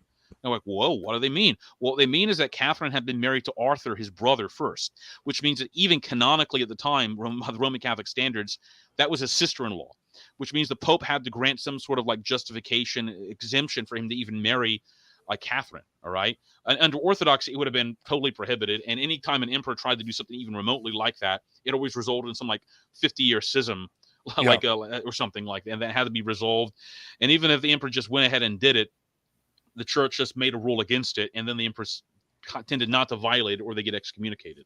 All right. And even that's another example in the Byzantine Empire, when the emperors got attached to some heresy because some priest and clergy convinced them of it, and the emperor sort of attacked the church and tried to promote monothelitism or iconoclasm. Well, tell me, who won after 50 years of monothelitism being enforced by the Byzantine state? Orthodoxy won. Yeah. Who won after nearly 50-year periods of violent iconoclasm and the full force of the state against the Orthodox? Well, Orthodoxy won. All right. Who won after nearly 40, 50 years of state Arianism? Orthodoxy won. All right. So for all these supposed Caesaro papers, we're just going to do whatever the emperor says. There's an immense resistance of Orthodoxy to doing that. Can you go back up a little bit further? I wanted to. Oh, okay. Okay. Yeah. So my point is, it's not. This cannot simply be put down to. Yeah. So if you don't have principles, yeah, you're right. I think if you don't have principles, your religious beliefs are basically based upon whatever those in power, if that's your view, which is basically mainline Protestantism and mainline Roman Catholicism today, and unfortunately, a lot of mainstream, at least in America, and maybe some other countries, world orthodoxy. All right, like like the Swedish Lutheran Church, for example, the state church in Sweden, whatever the Swedish states, you're right, they're going because they don't believe in anything. All right, 0.5% of people in Sweden go to church or something like that. Most of their clergy don't believe in the resurrection. I mean, so yeah, if you have religious organizations that don't believe in their own confessional documents, then they're going to go with whatever society says. Yes. Well, I think but that's the difference. But the point is that that's exactly the opposite of the type of people that Torba is talking about in the book. He's pointing to this author is pointing to those weak state liberal woke churches, pointing that at people who are reading Torba's book and saying that's you, and that's not honest. He says that if it was Christianity in general, we would not mind, or else we would not mind a hostile takeover by Africans and Mexicans, so long as they went to church. All right. Yeah, I don't know. The problem here is this: they're trying to say that the reason there's like unrestricted immigration from like from like Guatemalans or whatever is because of, I guess, I don't know, fundamentalist Protestants or traditionalist Orthodox, that we're the ones in power saying this is all acceptable. I would never argue that American politics have been in power under either. I mean, I don't even think mass immigration has really been a big issue until the 1960s. No. I mean, it's not like this was the normative, idea for a very long time. No, up until 1980s, most people who illegally immigrated for purposes of commerce went back home. Yes. It's not even in Mexico. And so the point is that it wasn't until the drug war that this became an issue. And this isn't a discussion on the drug war, but the point is that I'm not for a hostile takeover by Africans and Mexicans so long as they went to church, and I don't think most Christians are. Well, it would have been if they say hostile takeover. I mean, if there were like, I don't know, 15 million people from the Congo that came over here and they're going to start attacking and like using machine guns and taking over the government, that I'd be opposed to that. Obviously, right? I mean, even if they wanted to bring 15 million Congolese over here, I would be opposed to that anyway. Simply because we really need 15 million? Anybody steal 15 million more people in the country? I mean, at this point, we have enough problems. My own view is I don't think we need much more immigration unless it's like some genuine case of somebody like going to be tortured to death in like, I don't know, Saudi Arabia or something. I'm really not against, ending immigration except for Christian refugees, as awful as that sounds. But ultimately, whatever the case is, I don't really see this as important as he does. And I guess that's just a difference between, and they'll use that to say that this is sort of like liberalism or something like that. Well, I think that's exactly the point, is that he's trying to just lump everyone together. And this is probably the problem that we do have also with, what the problem you could foresee coming in with the effects of something like a Christian nationalist movement. However, I think that, trying to compare Christian nationalists who, for the most part, basically just kind of want to return to status quo 1940 as, trying to bring like 12er Shia, trying to bring back a purified Islam is ridiculous. This is, ridiculous. I don't find it a compelling argument. And then on top of that, his final argument is, of course, that, Christians or Protestant Christians in general, that there's a lot of Christian Zionists who believe in the state of Israel, so on and so forth. But go up a little bit. Yeah, I think he does. I think there is a point here. He says that Christian nationalism is a method of combating the influence of organized Jewish groups in a way that definitively excludes them. It doesn't completely, but I think there is truth if you look at the book that it is a method of opposing like Zionist and Jewish organizations that aren't Well, that. it's asking them And, to convert. What's yeah, wrong with that? and to be frank, most this idea that unless you're going to like say they're going to be put to death, all right, like or they're going to be expelled from the country. I mean, even when they did that in Spain, most Jews simply left the country. All right. Yeah. It wasn't like 95%, or even like 10%. I think the vast majority just left. All right. Again, they just went to Morocco or, the Islamic areas. And then you're right. They had a converso problem. But generally, the Spanish monarchy for a very long time said, well, if you're a Jewish convert, you can't occupy a position in church government or the government. And maybe after 4 or 5 generations and you've married into enough Spaniards, you can have some position or something like that. All right. So it's not like, I mean, that's going to be a real big problem. I don't think it is. I don't know what you think. I'm going to be dead honest. I don't think it's that big a problem at all. And when I Because say remember, that, there are Orthodox Jews that I had to interrupt you, that will say they'd rather die than there was this famous Orthodox yeah, Jewish leader who said that it's either that if we have the choice between Christianity and Auschwitz, they go to Auschwitz or something like that. well, I mean, everyone makes choices, but the point is that if to look at what's happening in Russia right now, and in Ukraine, actually, both groups of representative groups of Russian and Ukrainian Jews are basically mad at their governments, who are basically saying you're going to have to stay and fight in this war, and they're like, no, we don't want to do that. We just want to go to Israel. Well, I mean, I'm of the school that if somebody really feels that strongly about wanting to go to Israel instead of serving their Christian nation, they should. And the chief rabbi of Moscow simply left the country. People forget this. I mean, yeah, Putin does have that other rabbi who's like hanging around him, and it is creepy, to be honest. I'm not one of these people just Putinist or whatever, because I think there are major problems, and I think the best way to look at it is just, can this one group fight the other bad group? Well, I think that, but the point is that even that's something that we can't establish a national policy on, because you still have to give them the opportunity to convert, et cetera, to consider, what do you value more? I hate to say this, but a lot of American Jews are really proud of their dual citizenship and the fact that they have a divided loyalty. And I don't think that that's healthy for any country. Including Israel. Yeah, I mean, if you go back and like, I'm not favorable to organized Jewry and international Zionism, because they're, I think they're negative. They're generally historically been negative forces, but remember, it's not like they were this super powerful up for like 1,000 years. All right, it's absurd to claim that. I mean, generally, Jews were always on the verge of just getting made to leave the Byzantine Empire, or being made to leave and then kind of filtering back in a few hundred years later, or something like that. All right, the Byzantine state or the English state or whatever would just make them leave, and in case of England, they didn't come back into like the 1660s or something like that. All right, after they were expelled by Edward I or something like that. All right, so it's not, and even in the Ottoman Empire, where the Jews were pretty powerful, people forget the Armenians were also pretty powerful, and the Armenians at one point for like 100 years outcompeted the Jews. All right, they kind of made alliances with like the Greeks and the Assyrians, who they weren't in communion with, but the Armenians were so coherent that the Jews were basically pushed out of power effectively.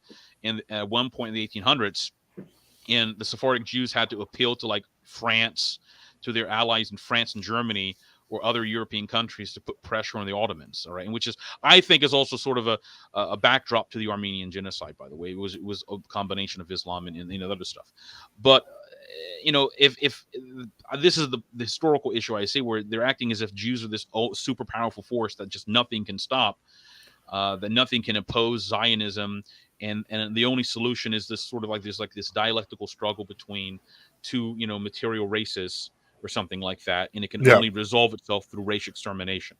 Right, sort and of that's like a crazy. dialectical tension between the working class and the exploiter class, and it's amazing how much the like Nazi types and communists sound the same. Yeah, and I don't mean to go into the idea that everybody's a Nazi, but I think it's based upon, if you believe the world, if you believe everything exists in this sort of like materialist sense. Okay, so if it's either materialism in the Marxist sense, or materialism in like Alfred Rosenberg or Martin Bormann, Nazis or something, in a sense, everything is just a biological. Instead of it being like Marxism would see, it's an economics trouble. Okay, and it's built upon the fact that that's just how material processes work out throughout history. All right, and the kind of Bormann and Rosenberg and others, and among the Nazis, because I am inclined to think that the vast majority of the Nazis should have just, if you mean like the lower people, just like, oh, it's like German nationalism or something like that, and they gradually got in anyway. That's all the issue. But like the leaders, I think,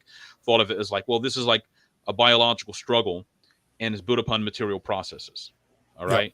So those can only resolve themselves by one group defeating and exterminating the other. All right. That's just how it's going to work out. All right. And you can find this like explicitly stated in like atheists like William Luther Pierce, who wrote the term rat race or something like that. And I'm not saying there aren't Jews who probably think, and I haven't read everything, but there are probably Jews who think in some terms like that. There are. I've seen some of the writings. I think the problem with them is that because they're always this like small group, and and they're kind of, and like they even legalized abortion completely on demand in Israel. I mean, it was always there. Now they were mailing out abortion pills. It's not like they're even. I mean, if you look at how the Jews behave in Israel, I mean, it's like they're this is sort of like they're destroying themselves. I don't buy this idea. Look at the COVID thing. Yeah. I don't buy this idea that the Jews are this like 150 IQ, or I mean, look, yeah, maybe the average Ashkenazi Jew claims to have an IQ 115. All right, that doesn't make you. Okay, so I don't buy it. All right, so maybe let's say it's 105. Okay, that even if you have 100, okay, you're not Isaac Newton because you have 115 IQ. First, here's the thing: like the power of these groups like that reside in the fact that they're very cohesive. All right. Yeah, but then when you go to the Zionist entity, right, they're having this like 500,000 people gay pride parade in Tel Aviv. All right. Yeah. And they're claiming 3.1. Like some people would claim, 3.1. The birth rate in the Zionist entity is like 3.1 or something like that. And that's atheist Jews have 3.1. Well, no, the actual average birth Palestinian. Rate. The total birth rate of and among Jews is maybe about 3 or 3.1. All right, it's not just the reason it's 3.1 is because the like Haredi Jews have 7 or 8 kids. Yeah, right? but the point is Jews either have no kids or 1 kid. And the worst part is that if you take groups like the Haredi Jews, etc., in New York, there was recently a report because they had used their influence with government to not regulate the yeshivas. There's an entire generation of Orthodox Jewish students coming out with a lower education after 12 years of study than a high school diploma. So point is, so my point is that it's almost like like you look at the quality of different, like even the Marxists or Jewish. I mean, oftentimes they overlap, but see the quality of like your opponents in the 1920s and 30s. Okay, all right, whatever group you were part of, like your opponent's quality. If they were leaders of like groups like the Jews or whatever, the Nazis or what, they were at least some sort of serious people you had to contend with. You know what I mean? Yeah. And they were serious not because simply they had power, but they had to compete with each other, and they may have put the smart people. They may have had various filters to get these people to the top. Well, what happens after 100 years of degradation and across the board? Mm-hmm. All right, so everybody is sort of they don't make Jews like they used to. All right. So I know people don't like to hear that, and I'm not saying that if there's like a Jewish person that sincerely wants to be Orthodox and they're not going to be a crypto-Zionist, I'm not going to be against people who don't like that, but that's just in the patristic teaching, by the way, is most Jews won't really convert until the time of Antichrist anyway. It's just reality. But my point is they don't make Jews like they used to, and they don't make non-Jewish Marxists like you look in like the Soviet Union under Stalin. And Stalin was terrible. He was a monstrous figure. Okay. But he was gangsterish, and he robbed a bunch of banks. And he was a figure that you could be afraid of if you met him on a dark night. All right. Yeah. And he was smart. He wasn't an idiot. There is evidence he would read like 200 pages a day in books. And he believed in all this, crazy Marxist Leninism. And he was a, violent figure. And he could plot and scheme and, had iron will and all the rest. Okay. Now compare that to some like Marxist in America today. From Antifa. Yeah. That's not Stalin. All right. That's, and you can, or Lenin, like, he was evil too, but it's the soy version. But Lenin had an intellect. And I remember this one point, there were these people claiming to be left-wing communists who opposed Lenin, and Lenin just thought it was infantile and kicked him out of the Soviet Union. All right, he just thought these people were absurd and stupid. All right, now that whole system would degenerate over time anyway, but like leaders like that, even if they're evil, all right, or bad or neutral, whatever, they're not going to get to this position, and including the Jews, unless they're serious and they're thinking about everything. But if everybody's been dumbed down, and maybe they, and fine, they were, Jewish organizations played a role in creating and breaking up ethnic neighbor. I mean, I know all about that, okay, and using all kinds of groups. Well, what happens at this point where they don't really have a firm opposition? They're just going to get lazy, all right, and they're going to be affected by abortion, infanticide, and the gay stuff, all this other stuff. And if they're hoping in Israel, and this is what I think they're hoping, that the Haredi Jews can just have enough kids and keep the birth rate up, all right, until that culture gradually eats away at the Haredi Jews, and then they stop having 7 or 8 kids, and maybe have 3 or 4 kids, all right, and so that maybe that's what kind of Jewish leaders think. Well, we can just postpone this up to 100 years. I don't see this. I don't see evil as triumphing in that way. Right? I see it as devouring itself and destroying itself over time. Right? That's just how I view it. And so that doesn't mean you don't take political action if there's and don't participate in pro-life activities and all those other things. But it's not this force that you simply can't defeat, and it's always and there's no way to have victory. That's exactly my point, is that the racialist has elevated institutional Jewry far more than it's actually capable of doing, and we have 2,000 years of history of dealing with different methods and different ways in terms of talking to people. But I think remember Jew people forget, except in Spain for very obvious reasons.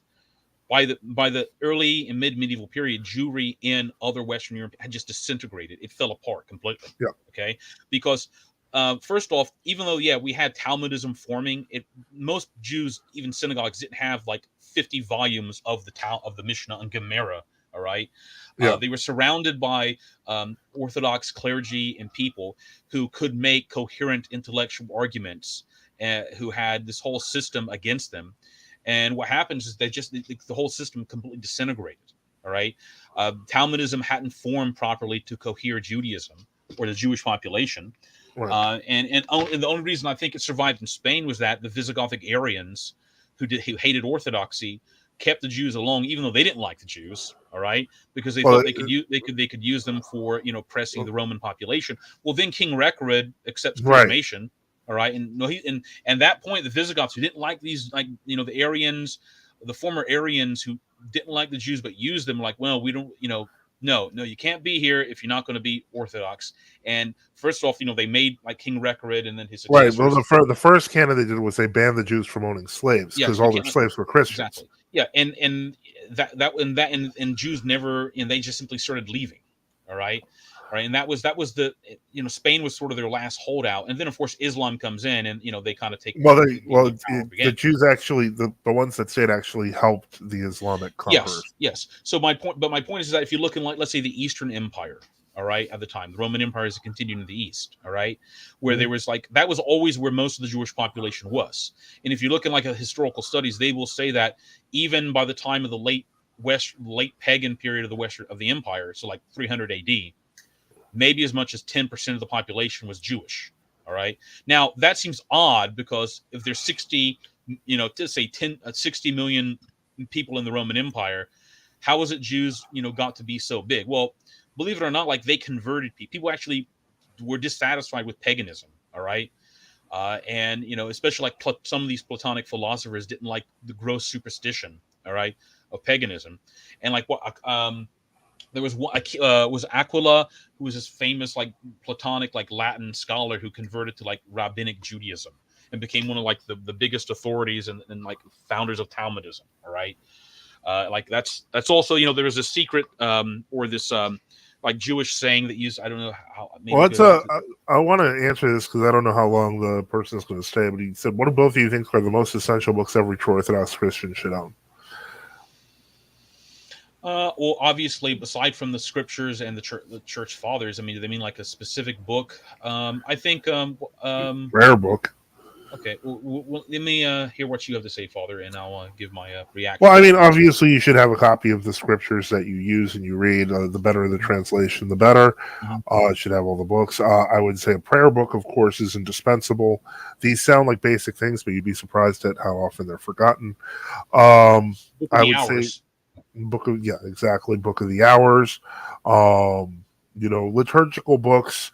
Lives of the Saints. If the Lives of the Saints seem daunting to you, go with the Prologue of Awkward. It's only 2 volumes, so that you can read along with the Saints every day. Um, and let me think what else. Basically, the Church Fathers, whatever you can get your hands on. We live in an information era where you can get all these books basically for free online if you know where to look. And that's why we always recommend going to sites like Tertullian.org or the Internet Archive, etc., because you can find a lot of patristic works that are available in English. And I can say you could exhaust your lifetime just reading the Fathers.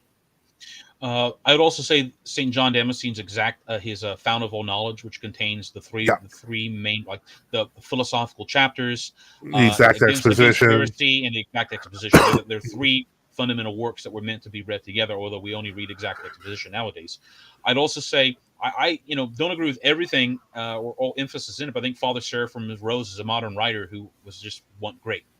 All right. Yeah. So I think Father Seraphim Rose's books, The Law of God by Father Seraphim Slobodev.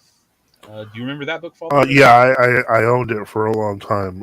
That one's not that one is it's keep in mind that that's a catechism that's meant to be used from. It was originally designed to be a catechism that was meant to be used from kindergarten all the way to Okay. basically going into college. So it reads very slowly, but It's it's sort of like it goes through biblical history, a lot of it, and yes, it comments does. on it. It does, and it goes from the simple to the incredibly complex by the end of the book. And it's a worthwhile read to just to have as a reference.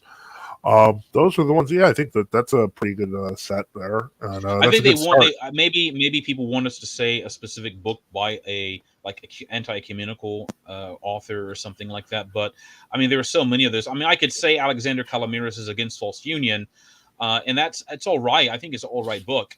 Although I don't agree with everything, little remarks in it and such like that, Yeah, because it's Calamiris. I cooled on Calamiros a long time Yeah. ago. Okay. But I But think then Father Seraphim more or less encapsulates the the general trend of anti-ecumenism, which is basically orthodoxy. I mean, yeah. I mean, the orthodoxy isn't just anti this, but anti-ecumenism has to be an essential feature of orthodoxy, and such. Hmm. Okay. Okay, well, I think that basically, I think we've kind of covered it. The rest of the article is just more of the same, arguing, for racialism, and it's using bad principles and honestly bad faith arguments against Christianity. For me, again, I'm reiterating that, especially for non-Orthodox, I think the call for social cohesion among, those who call themselves Christians might actually be a good thing. And I think it's I personally find the book worthy of endorsement. There's stuff to criticize as an Orthodox Christian, but the truth is, there's always stuff to criticize.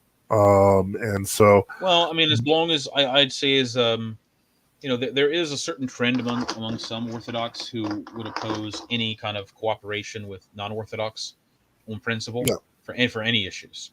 Well, I Um, think that that's fine until you have to buy a gallon of milk. I mean, then the question is how well, far. I think there are some who say that the Antichrist will come. This is what I used to hear this on Facebook a lot. Okay, I mean I wasn't on Facebook. I mean, but anyway, that the Antichrist is actually going to be like this ultra conservative pro life. I mean, it was just I was like, this is insane, but that's what he's going to happen. And they'd say, well, Stalin outlawed abortion, and therefore the Antichrist will outlaw abortion. I mean, that almost sounds like some weird thing, almost like a psyop to get Orthodox to like oppose pro life legislation. I mean, either that or people are or demonically possessed or mentally ill, Well, it's right? like I said earlier, and I really do believe that the biggest problem in society today is not computers thinking like people, but people thinking like demons.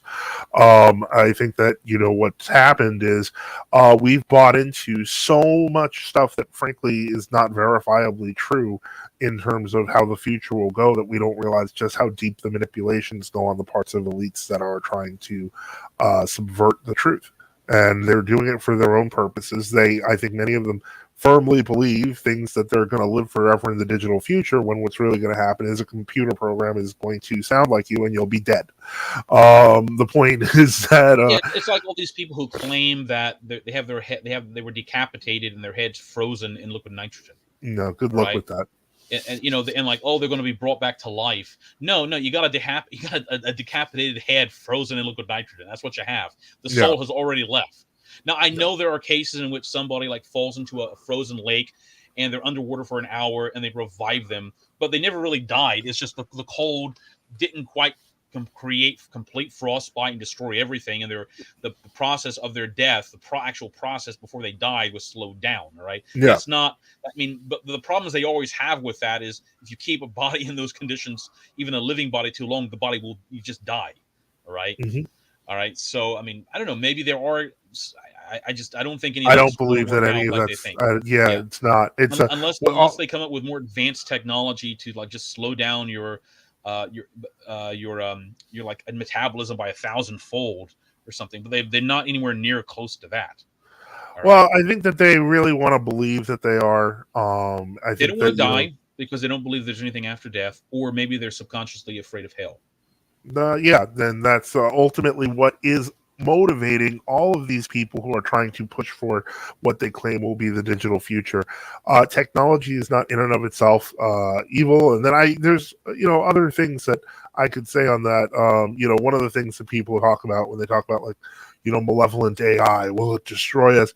The truth of the matter is, a bulldozer is considerably more capable of destroying a building than a human being is. That does not make the bulldozer inherently superior to us.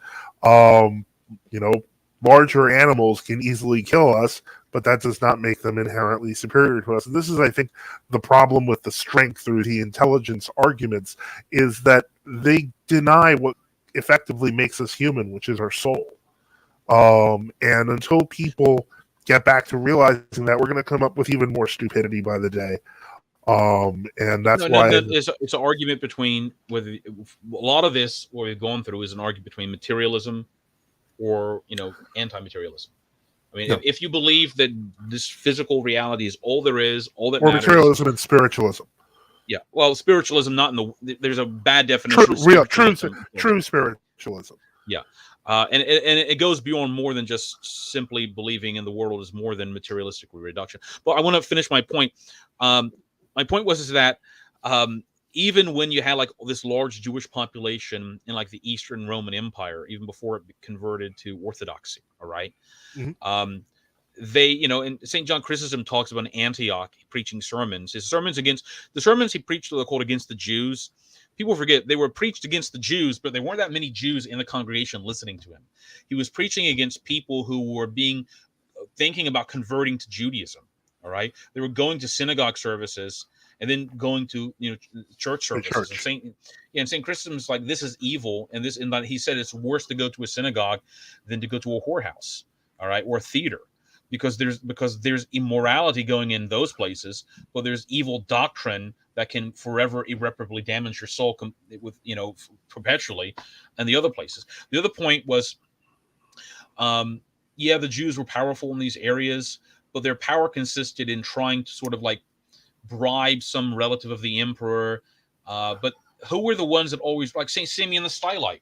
Okay, there was something I brought up recently. Okay, there was at one point the emperor was being like influenced by this magistrate who may have been related to him by marriage, and to sort of give the pagans back. And the Jews and the pagans more or less allied. And this is, they don't talk about this, all right, because the pagans were on the way out. Okay, and so they wanted all the what they claimed were old pagan temples or Jewish synagogues that the church had taken from them. There's a complicated story behind that, and it goes back to St. Ambrose anyway. But that's not entirely. A lot of it was originally church buildings that were taken over by pagans or Jews, and then they just later claimed they had always owned the buildings and things like that.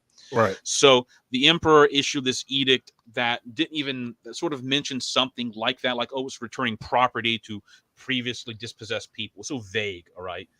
And who stood up against it? Well, it wasn't who stood up against the Jews. Well, tell me, it wasn't Platonic philosophers not all, and everything about Plato was bad, but it wasn't these sort of type people. It was this elderly man living on the top of a pillar who heard about this and immediately began preaching against it and writing to everybody he knew. That was Saint Simeon the Stylite. Okay, so this like strange figure by modern standards stood up against the entire establishment. All right, the imperial, or at least the emperor and those people around him. And you know what happened? They backed down. And the guy, so why didn't he and the other clergy just go along with all this if they just, whatever the emperor wanted, they want to do? All right. So, when you look at historical terms, the claim that, the monks and the clergy just sympathize and work behind the scenes for the Jews. I mean, it's weird stuff people will say. It's just so absurd and contrary to the, I mean, ultimately what some of these people are saying is that, well, you see, Christianity won't allow us to, in the final analysis, exterminate our enemies, because like, I guess we're not going to say, well, if we win, you can't just take all the Jews out and massacre them, and because we don't believe you can murder women and children. I guess that's ultimately how they're thinking. That it's just like Jewish plan, that the Jews are like, well, in worst case scenario, we're going to create Christianity. And it's going to persecute us and do these terrible things and almost completely end Judaism in many areas by converting people, and they just disappear into the mass of French or Gauls or Italians, and you never hear about it again. Well, I think that's what they found. I think that's what this author anyway found most. A lot of this is more and more absurd ways of, like, I mean, I know people overdo conspiracy theory accusations, all right, but stuff about, well, Jews created Christianity as a last gasp mechanism to prevent them from being exterminated. But then again, I remember hearing for a very long time, all right, and I think it's true, like, they were like, I used to read when I was younger revisionist writers, okay, and some of them were libertarian, some of them were paleoconservative, some of them were just, they didn't have any political views. Mm-hmm. And I met, and these people, I don't think they didn't want to kill anybody. They just think some of the stuff was exaggerated and whatever. But then you have this other group of people who would say, yeah, the Holocaust never happened. Okay, fine. All right. I think that's legitimate. There are historical reasons. A lot of Soviet crimes got blamed on the Germans. All right. But then they say it never happened, but we're going to do it anyway eventually when we take over. All right. So what, and those types of people, I think, are more honest. They're not trying to hide behind some sort of mask, and they're thinking, well, we got to behave in a certain way because a lot of white people don't want to just like shoot people in the back of the head and bury them in pits. Well, I don't think that they're being. I think that they're less honest, and I think that that's one of the things. No. I'm saying that there is a differentiation between those who just go out and say what they're secretly thinking, okay, and then those who will skirt the edges because they know they want to gradually get sort of like the white American or whatever to come over to their position, and after a few generations, when religion is dead, as they think, that they can simply take over. I don't think it's going to work out like that. But I think that like people like this writer point out. I don't know if he thinks that. I'm not trying to attack. No, he's basically saying that like the Jew and the Muslim are the enemies of white America. If he's an Indian, I don't know what his whole worldview is. That could be appending. I have no idea, but the point I'm trying to make is he's still on board with like exterminating the Jews, and I think that's actually why he finds Torben's position so obnoxious, because he devotes an entire chapter to wanting to convert them as opposed to kill them. Yeah. And so the point is, so I mean, and remember, for a long time, like dissident writers and revision were trying to say, no, we don't want to do this, and like Pat Buchanan. He's flatly saying he's okay with that. Okay, so this is my point. For a very long time, we're like, no, this is not what we're going to do. But then there are these other people who were like dissidents, and they're like, yeah, this is what we want to do, and you don't let us do it, and therefore you're our enemies. So what was it? There was all this murderous regime of the Third Reich, or it didn't happen. All right, or somewhere in between, or something like that. All right. So this is, I don't know what to make of some of this. That's all. It's a very confused mass of things. All right. Well, that's what I'm saying. If the standard is either if the standard is either something like either your religion can be used as a tool for us to exterminate any group we don't like because they've been inimical to us in the past and they will be in the future, or it itself has to be exterminated. Like, the ghost of the Jews will still exist. This is also what you hear from some of these people. I mean, maybe I'm taking too seriously things to see on the Explore page on Gab, and I'm not attacking Gab because it's a free speech platform, so therefore everybody can say whatever they want. All right, and I would rather have that than nothing. Okay, but people saying things like, well, even after the Jews are dealt with, the ghost of the Jews will still exist, and that's Christianity, and they have to be dealt with the same harsh measures. All Well, right. I think that So that's exactly the point of this other author, which is why he finds the idea behind Christian nationalism to be so horrifying, because it has worked. even like the idea of like of like the Nazis in 1940 just making all the Jews go to Madagascar would be like less extreme than some of these people. All Yeah, right, whatever happened, I'm not trying to get into that situation. Just saying, you got to leave and go to how the Nazis actually worked with the Zionists, because they were like, they just wanted the Jews out of Europe. All right, so they're going to give money to the Zionists, which they never really talk about nowadays, but they actually cooperated with them to get them to go to Palestine. All right, which, by the way, was also, I mean, I think that's also a moral problem, because if you're the 1930s German government and you're saying just go to Palestine, and then there are all these Palestinian Orthodox people, and then 100,000 Jews show up, and they have like and then they start attacking not just the British but you, all right, yeah, and massacring you. Yeah, I mean, I guess you could say, yeah, we got rid of these people out of Europe, but now you moved them to somewhere other place, and now they're going to start, committing the Haganah and all these other groups massacring everybody. Or that one massacre that happened in so-called Israel in the 1960s, where there was something like several hundred people from Jordan that were going back and forth this area, work like immigrant workers almost, and the Israeli border guard killed like 1,500 people, and they kind of pretended it never happened. All yeah. right, so I mean, that's almost what it seems like. It's either you got the Jewish exterminationist idea that they're going to take over and they're going to do a lot of terrible things, or you got this other group, whether it may not be white. I mean, maybe they're black. I'm sure there are black nationalists who are very materialistic and racialistic, that think in these There are a extreme lot terms. of them. All Yeah, right, I'm sure, and their view, it may be like, oh, they're going to get rid of the Jews and then they're going to turn on the white people. All right, so this is almost. I mean, people talk about like, oh, the ancient world was so great, and there were many great things about it. But the ancient world was also, yeah, it had a lot of ethnic and racial warfare where Latins, I mean, like even the Romans, who were ethnically, racially almost identical in every way to the Samnites, who were another Latin people, a neighboring city, all right? They at one point like exterminated most of the Samnites, all right? Or when they went up into Gaul, like the Gauls and the Latins in Italy just fought to the death at one point. Because remember, northern Italy was called Transalpine Gaul, all yeah. right? And this is how things happen in the ancient world. You just fight through the extermination. You depopulate the area. Nobody can come to any terms of agreement with each other. Um, and no Well, I one would or say no that on that, Christianity's contribution has been a net positive because there's a lot exactly less killing, and that's exactly. So part you that. could, and that's maybe what some of these people are upset about, that because they were sort of peace under the Roman Empire, which did have, it did have sort of a probably not in the least offensive way, a cosmopolitan understanding. I'm not endorsing the word cosmopolitan or whatever.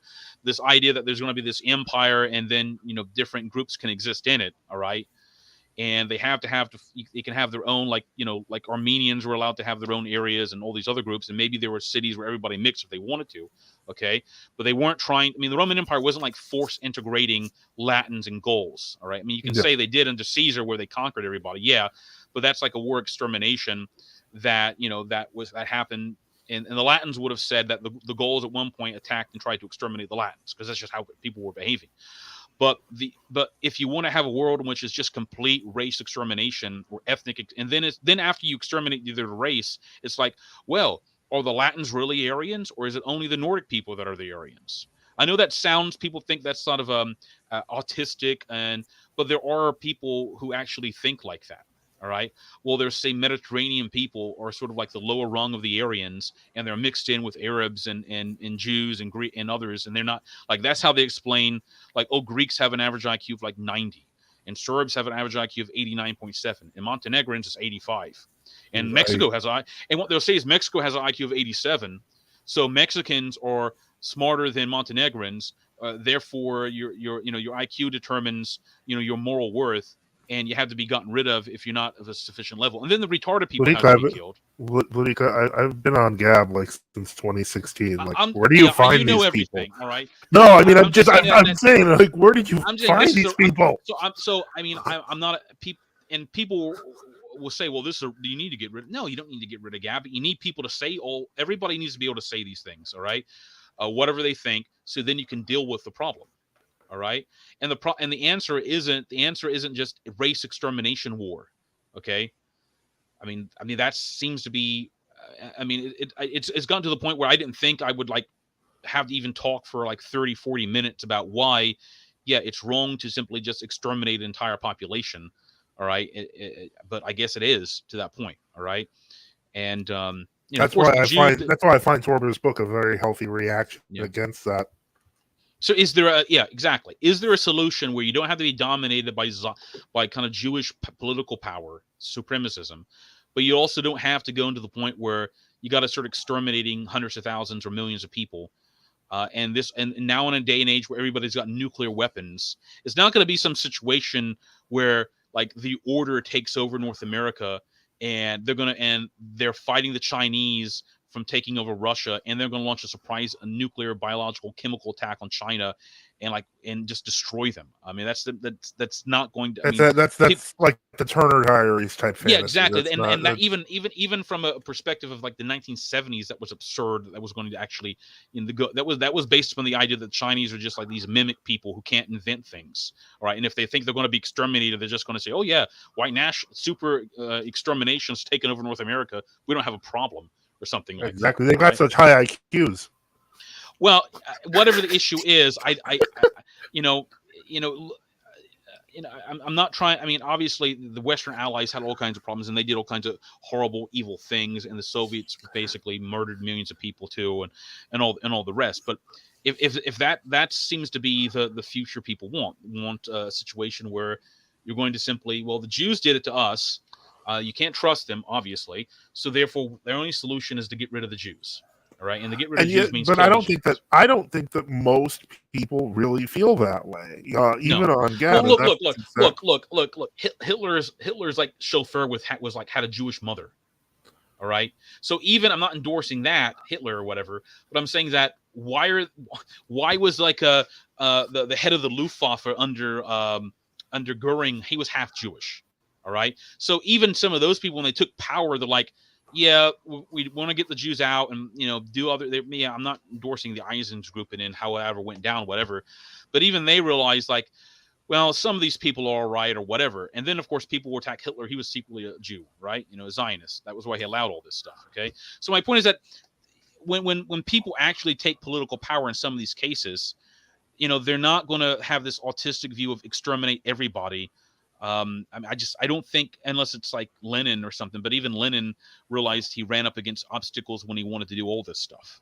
All right. Like people didn't want to just, remember his greatest massacre Lenin committed was the Volga River famine under war communism, where they starved like 10 million people to death, like more than even in the Ukrainian famine under Stalin.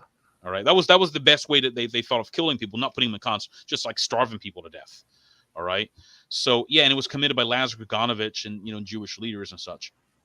But, do I really want to go back to, first century BC standards and everybody just massacring everybody? And now that we have nuclear, biological, and chemical weapons, we're going to start using those, especially now, nuclear power plants are going to get blown up or whatever, like they're trying to do in Ukraine.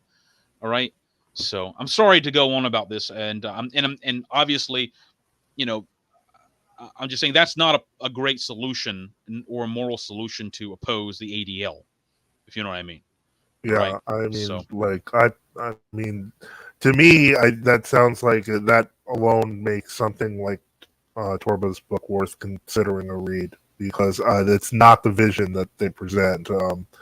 And people are angry that that's not the vision they present. Well, the pagans are angry. And they can be angry, and that's fine. They were always angry. They're just coming out of the closet about it. They didn't like us.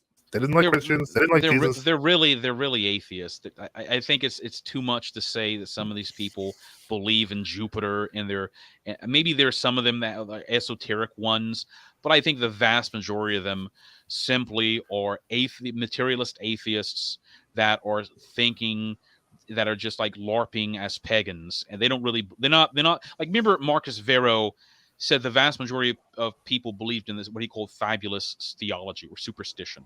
All right. And Varro himself was like a Platonist. They're not even Platonists. All right. They're not even believing in the supreme God and these celestial entities, and people made up stories about him, and like Socrates or something like that, who thought like the poets just lied about the gods and they were really these just beings, almost like angels they worship or something like that. All right. They're not even going down that route. You're simply dealing with, in fact, almost all the polemics they use against orthodoxy are like rehash things from like Richard Dawkins or Yeah. Christopher Hitchens or some Yep. other atheist writer. That's simply all it is, right? Except if Richard Dawkins suddenly came out as like a white nationalist atheist attacking Christianity all the time, he would be like identical to them, these people. Yeah, I thought the funniest thing I saw was recently somebody who pointed to some Russian nationalist metal band, and I watched the video, and apparently, I guess they wanted to show their pagan vision, which appeared to be guys in fur tunics beating each other up and then hugging each other, eating a roast chicken at the end in the middle of the forest. Exactly. I mean, it's. I mean, when missionaries came up into like Slavic or Germanic areas, these people believe that Perun or Thor lived in the tree. His spirit lived in the tree. I mean, they had a very simplistic, rugged way of, and Varro talks about that among rustic Latin peoples. Okay, they weren't this highly sophisticated, Platonizing tendencies. I mean, maybe some of the intellectuals. It wasn't all ancient Greece and Rome. Yeah, but once you tear the wood kind of like log with a crudely carved face of Perun down, and Perun doesn't do anything. Like, well, why isn't he doing something? Why isn't Jupiter sending lightning bolts as people tear down the statues? Why is he just letting all this happen? All right. That was how people thought. Well, then I guess the Christians are right. Maybe you can think that's simplistic way of thinking, but that's the point. All right. Now we're not even dealing with people who sincerely believed in supernatural entities. We're dealing with materialist atheists who are claiming that, they're identical in their mindset to like 5th century Athenians or Socrates or Plato or something like that. It's just absurd. Maybe their idea. I mean, even Epicurus. And they clearly didn't even understand that these people were often polymaths who were capable. Exactly. I mean, even Epicurus believed. I mean, not endorsing Epicureanism because it was, atomism was wrong and it's not even the same as modern atomic theory and all this other stuff. But Epicurus believed he was receiving visions from the gods in the void, and he believed in all kinds of. He didn't believe in like one god or whatever. It was everybody wasn't Lucretius writing on the nature of things, who's like kind of a de facto one of a very unique materialist atheist from the 2nd century. There maybe were some Romans that thought like that, right? Especially as Roman Empire degenerated and they were like basically nobles. They could do whatever they wanted. They could abuse their slaves and had complete power over people. All right. And they just got worse and worse. And they thought, well, not even the gods exist, even in the fabulous way, because people still in many rustic areas thought you had to treat strangers right. Good, because maybe Odin or Zeus might get upset at you or something like that. But now you have none of that. My point is that even real atheists, like we think of atheists, all right, were minuscule more in the ancient world, even though you could find writings and things from them. All right. That just simply was not a. Remember when Saint Polycarp, when they brought Saint Polycarp to put him to kill him. All right. Do you know what the Roman magistrate told Saint Polycarp? He said, "Say away with the atheists," because Christians were accused of atheism because we believe the Roman deities didn't exist or they were demons or some combination of that. Okay, so even when they used the term atheist, even the 2nd century, it didn't even mean the same thing as like the 19th century. No, all right. I mean, modern atheism is simply materialistic reductionism. There is no supernatural, and they're going to use like statues of Apollo and claim that the average Greek pagan believed no different than them. All right. And whereas the average Greek pagan were having animals sacrificed to Apollo and blood poured out because they thought this would result in benefits to the farm or something like that. But they certainly didn't believe in mass destruction by nuclear bombs. So, well, they didn't have. Well, I mean, the Greeks would. I mean, the Greeks had wars among themselves during, and they nearly exterminated their own population. All right. I mean, even if you don't have like the Jews or some other group exacerbating problems, there is this problem in certain Western civilizations or societies, where as things progress, especially like in the Greek period, where they begin to exterminate each other.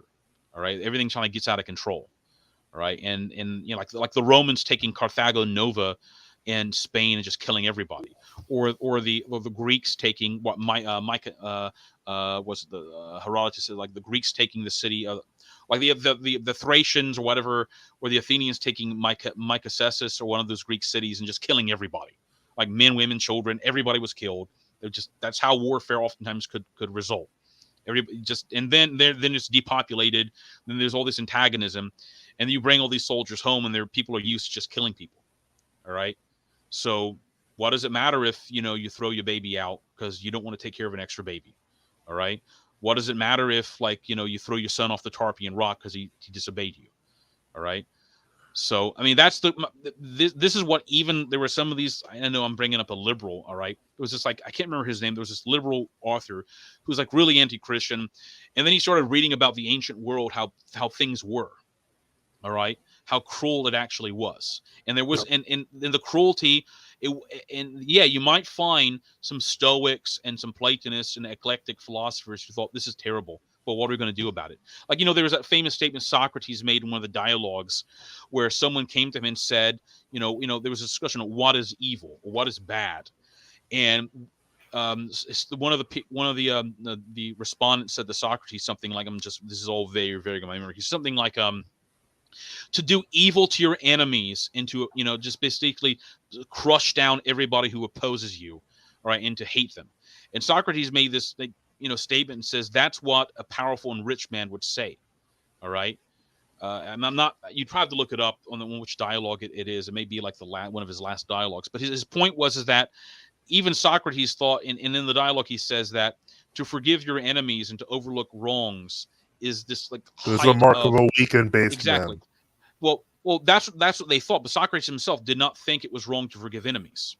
All right, but he acknowledged that most people don't believe that. Yeah. And it's sort of this philosophical secret most people aren't willing to do.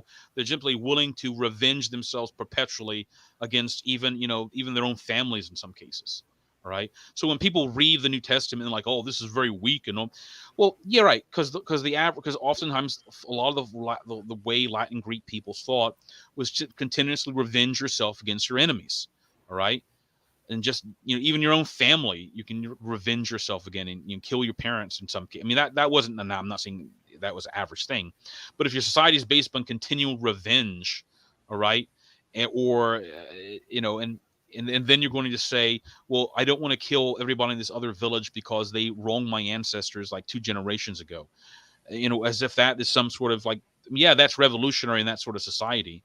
All right, and I know there's generalizations I'm making here, and it wasn't that completely, chaotic, because the Roman Empire had laws and things, and that, which is, by the way, one of the reasons the church liked the Roman Empire, because it prevented these internecine warfares from happening constantly, at least into the 3rd century, and everything began to fall apart. All right, so I'm sorry for talking so long. No, that's okay. I mean, the point is, I think that that's a very good reason why the idea behind presenting pagan racialism as a solution is not a very good one. Because, quite frankly, devolving into paganism means going to what their societies were like, and their societies were, by and large, save a few philosophers, pretty awful. By contrast, the church has because everything. Just because you can build I mean, the Parthenon. Okay, you can build the Parthenon. That doesn't mean that you're a moral society. Yeah, you can. Okay, so let's see the Chinese communists or the U.S. government develop a weapon that could theoretically, like, it was a biological weapon that could exterminate 90% of the population. It'd be a mass feat of biological engineering. Okay, you have intellectual capacity. That doesn't mean this is a moral force. All right. And I think this is a mistake, to mistake intellectual capacity for, moral capabilities. And, that's that. And I think that's, frankly, is a demonic way of thinking. All right. And that's unfortunately, I think that goes hand in hand with a lot of how society thinks now. And I think that that's part of the reason why the idea that Christians should get involved more in politics and, preach Christ is not a bad idea. We've been kind of, and I'm being generic with the term Christian here, but we've been kind of marginalized to the backwoods of society, and maybe it's time to stop that. Okay, anything else to mention or say? No, I think we covered everything. Thank you, everyone, for listening. Thank you, Vladika, for being here. And again, I'm going to try to do these more regularly. We've got some things coming up because we have done some pre-recordings, and I'm just organizing them. And so hopefully we'll see how this goes this time around, and we'll continue looking for interesting and relevant topics to the day, as well as discussing the Orthodox faith and the surrounding society and how they interact. So again, thank you for what's okay. This somebody just commented. Well, I'll just put it on the screen. It's Rich. How do you clergy think you came to know English? I was taught English by my. I grew up speaking English. Yeah, I grew up My speaking ancestors have English. spoken English in one form or another for probably, I don't know, going back to the time they came from England, and then the old English, old Saxon from the German forests. We learned from our Yeah, parents. I mean, it wasn't. yeah. I'm not. I don't know what they're. It's a weird comment. Okay. Yeah, I don't understand it. I learned English from first generation immigrants and the society around me. I grew up speaking English, so I don't know. I mean, I don't know what the clergy part has to do with it. I knew English before I became clergy, as I'm sure Bishop Enoch did as well.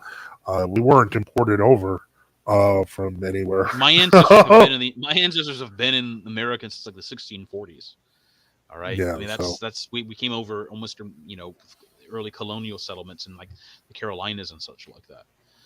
And by yeah, the way, mine are much more recent, but my also point was I'm not saying that the average like Latin peasant in like first century BC was just killing everybody in sight, all right? Because obviously they wouldn't have any society to begin with, all right? But their moral understanding was, you could take was fundamentally revenge on your enemies. All right, that was, and if you live in a society where where slights mean revenge, and there's no counterbalancing force, even if it's sort of formalistic, and it's sort of like surrounding you. If it's just take revenge on your enemies and do what you can within limits without being arrested, right? How is that how is that going to work out? All right, it's going to work out. I mean, not we know it's going to be terrible. well, I mean, I'd So just say this: the way we came to know English is that English was developed in countries that were Christian, and that's why we know English. okay. Anyway, thanks for listening and thanks for your comment. Everyone, have a great night, and we'll hopefully see you again soon, God willing. Benedicite. Benedicite.